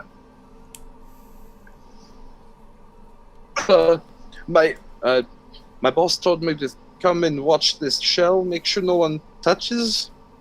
Yeah. I- That's It's fucking very right. beautiful. Is this yours? Yeah, it's mine. Anybody It's very touches pretty. it, if anybody fucks with it, like I told your boss, I'm burning this whole fucking place down. Right? If anybody tries to mess make with a, it, you come get me. Make an intimidation check. I'm at the top of the stairs. You just come get me. Okay. This is going to go really well. Yeah. I'm a bit drunk. Bit light. Bit. Sorry. A little bit of Give me wobbly on my- give me an wobbly on my- advantage. I'll give you an advantage though, because pretty much any humans in this area, any commoners Yeah. are gonna. Okay. Yeah. Bit wobbly on my feet. Yeah. A little wobbly, and he's sure. I definitely make sure nobody touch. No worries. Yeah. And he just kind of goes back to leaning. I'll flip him a gold coin. And then go back. Do what? in. I'll flip him Okay, a gold gotcha. coin. Oh. Just, you know. Carrot and the stick. All right, Yeah. there you go. You, help protect my, I'll give you a little tip. Then I'll head up to okay. mine and Valric's room. He has a little bit renewed interest. Starts sitting up, and you go in there, and things are definitely winding down. The crowd in here is thinned out, but yeah, and you can work your way upstairs. Anyone else want to do anything before you guys come out? As he's passing by a table, he's just going to grab another tankard and just pound it real fast, then head up. Sure. Anyone else want to do anything? Ragnar's just gonna keep drinking, and then he's gonna climb up on the roof and pass out underneath the stars. Sure.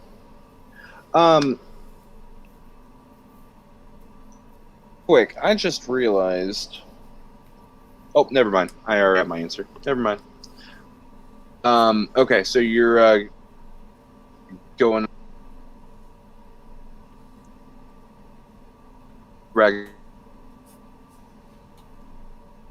He's gone, or am I gone? Okay, you're back.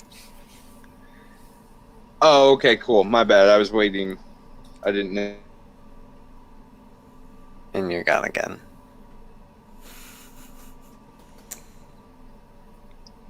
Hello. You're back again. Okay, cool. Everything stable now?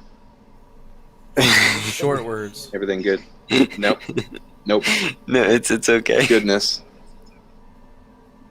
Alright. How's it going? Anything? Am I back? Yeah, I can hear you. Okay. So, you can hear me now? Yeah, Sure. I can get a sentence out? maybe. Yeah. Yeah.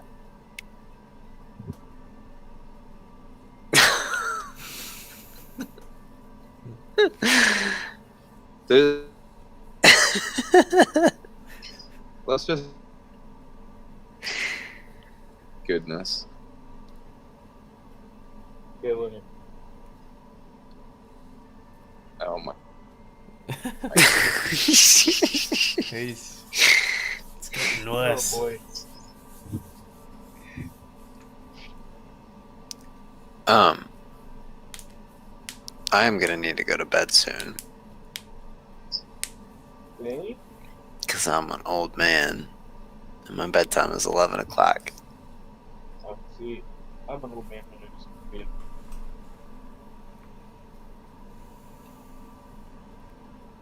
Let's see.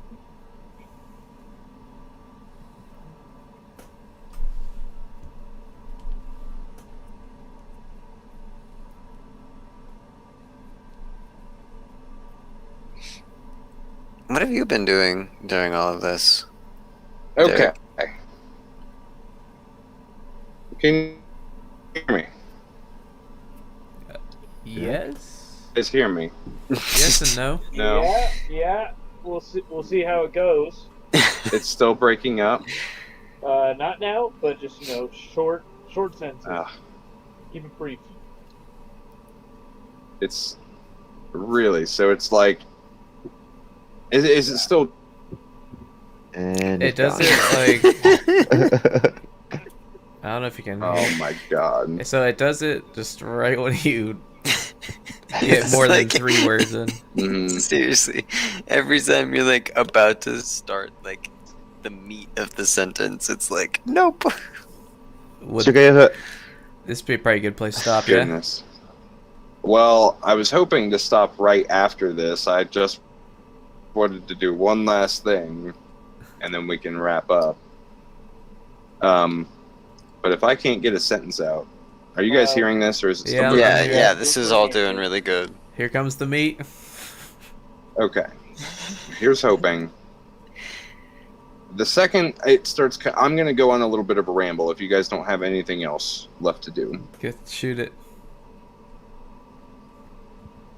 Okay. So, you all go. Dude, that's unreal. That is so unreal. What the fuck? So it's still doing it? Yeah, man. Every time you talk about something Still even cutting me off related, then? yeah. Try turning your camera off and see if just talking. You're getting censored, dude. Like, can you still Does this help at all? I Yeah. don't know if this is. I guess find we'll out. just see. We'll find out. All right, you guys are working your way upstairs. You can. This is the. You have one room down here with the 2 beds. You have one with a big old bed, and you have one with a tiny bed. Where you want to go? Choose your rooms. It's all you. I'm sleeping on the roof. Oh yeah, you're passed out on the roof. Howard can vote Ag will take this room. Yeah. With the 2 Cool, Azora. Where are you going?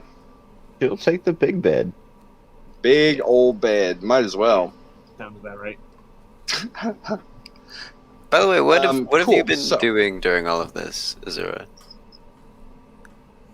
Zora was, she finished her wine and poured herself another and kind of went to the corner and just kind of sat there drinking her wine, watching everybody else have, a good time and everything, and just kind of thinking of how things went and how things could have went and how things need to go better next time.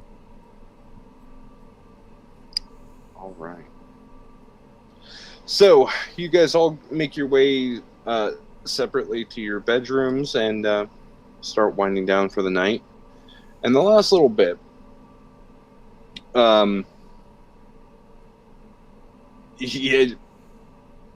you guys are just all exhausted after everything. Your ordeal through the caves, fights in the temple, whole travel back here. It's just exhausting. This has been more work that you guys have had individually in a while. So once you all make your way to bed, it's very quick. You guys hit the heads hit the pillow and you are out, exhausted, and it's well earned. And in the night, Azora, your eyes open to the large domed ritual chamber of the Nedite temple that you had previously came from. As your eyes focus, let's see.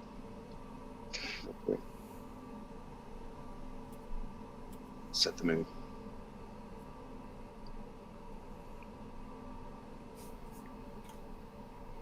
Sorry. Let me make sure that's there. Cool. Okay. So, you're open up to the large domed ritual chamber of the Nedite temple that you had previously came from. As your eyes focus, you see the large foreboding pillars on either side of you and their wave pattern stretching upwards towards the ceiling, or where it should be. The pillars reach into straight blackness where the top of the room would be, and as the realization grips you, you start looking around frantically.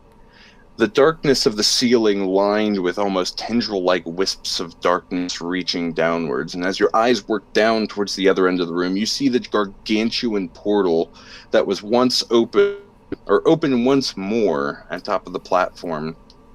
The same wispy blackness pouring out waterfall, both upwards to the ceiling, filling the expanding blackness, but you notice now that same darkness flowing from the bottom rapidly on the floor's surface. Quickly, all the surfaces around you become shrouded in inky blackness as it starts encircling and enclosing around you. 12, 10 feet, and as you're anxiously waiting,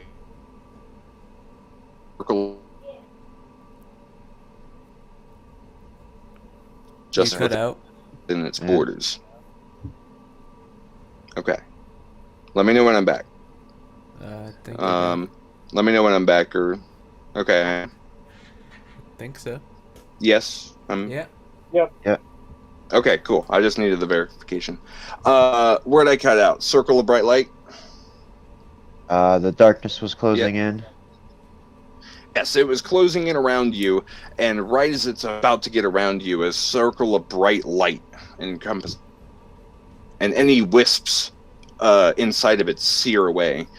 But you quickly realize that the circle of light comes not from below, but seeing your shadow on the ground, below you still is a beam of light from above, and as you move your head upwards to look, it's as if the landscape is moving with you.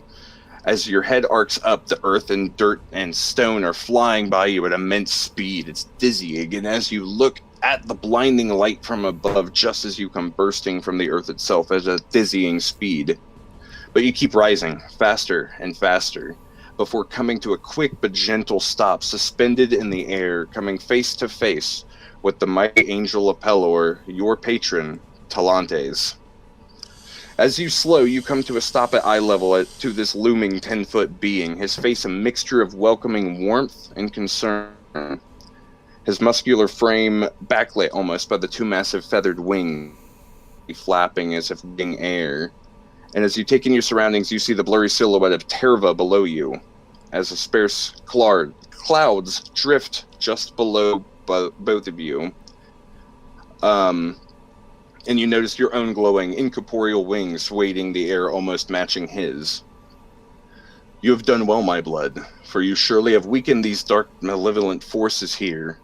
But I fear just how powerful this cult has become.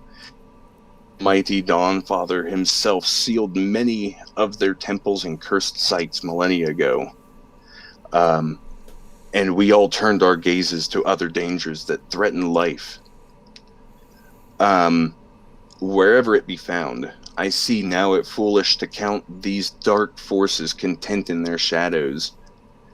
For there they have planned, schemed, and trained. What then, child, have you learned from your endeavors below? Talking to you, and allow you to speak now. Cut out there at the end. Sorry, can you hear me now? Yeah. Okay, he's asking you, what then have you learned from your endeavors below about this darkness? I spoke to one of these men that in this cult, and they do not seem to fully understand what they are doing. They're playing with forces that they do not understand, and they are trying to reach the void, I believe.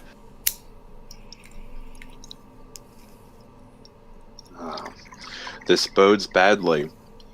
For this cult does seem deluded in their zeal, and while organized, does not seem to fully grasp the powers they are messing with.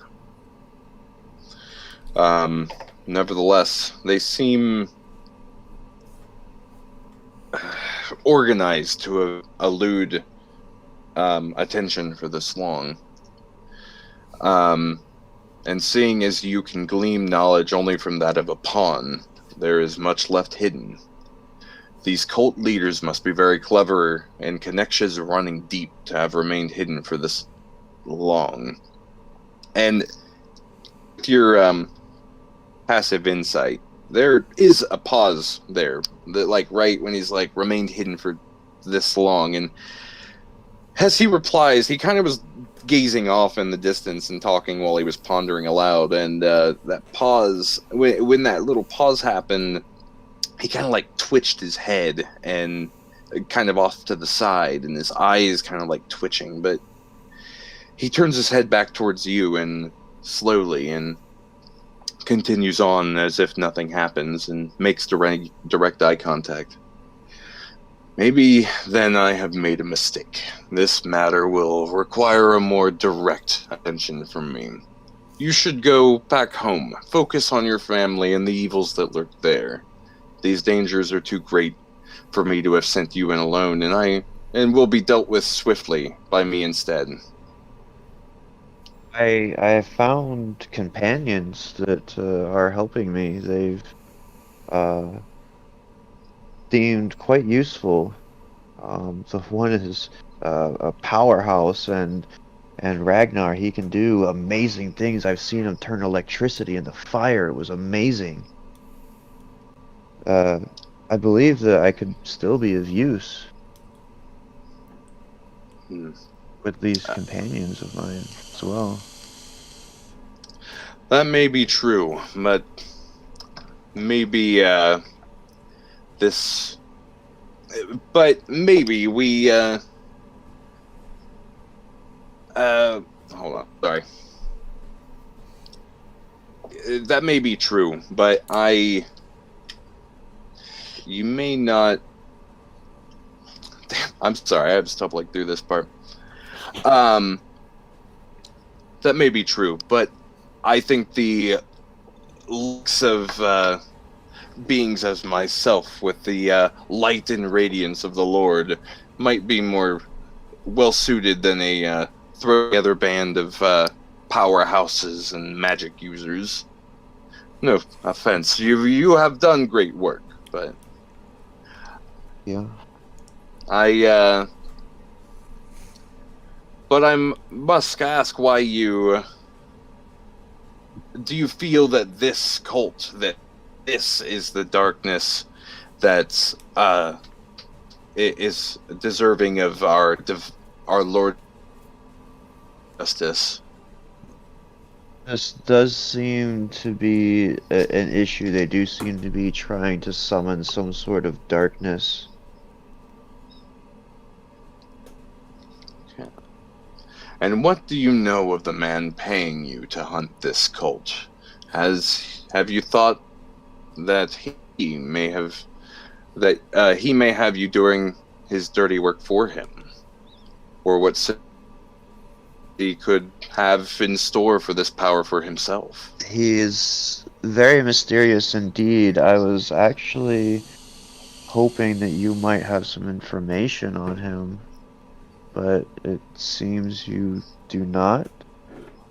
I do not. I But this noticed this does seem odd. I noticed the glow from him that emitted from what seemed like perhaps his skin from underneath his clothing, and he wore a mask.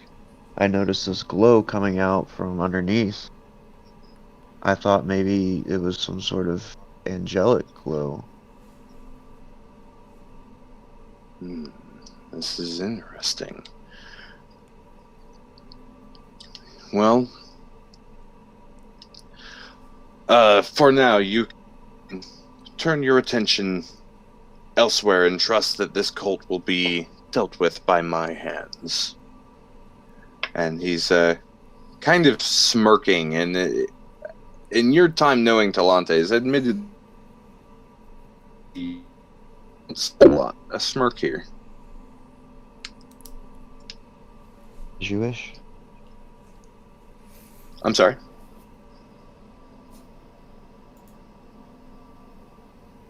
What did you say? She just as you wish. I'll do as you wish. Oh, okay. Gotcha. And okay. And with this, he just kind of keeps his eyes on you, but starts to kind of float backwards, and as like it's like the landscape kind of it's going dark, and everything just is enveloped in this darkness, and you wake up with a start. And the room is make a but waking up. Go ahead and get.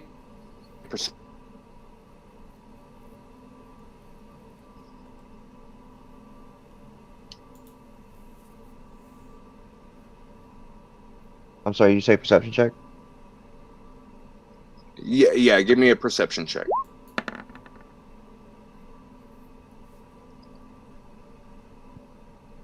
You as you shoot up with there's sweat on your head, you look around frantically, taking in a huge like gasp of air, just kind of shook by this conversation. And while you look around frantically, it's hard to see, but you notice you see a few individuals move and then it's just blackness, just shadow, The room's just dark. You don't see any. Like inside my room. And Ooh. yes, in the shadows of the room. And with your dramatic dream, I think we're gonna end there for tonight, guys. Right on. Imagine like as she's seeing him, she casts light on like the bed frame or something, and like as the light comes, it's just nothing. Nothing in the room. Scary as shit. But the window is cracked. Spooky. Ooh.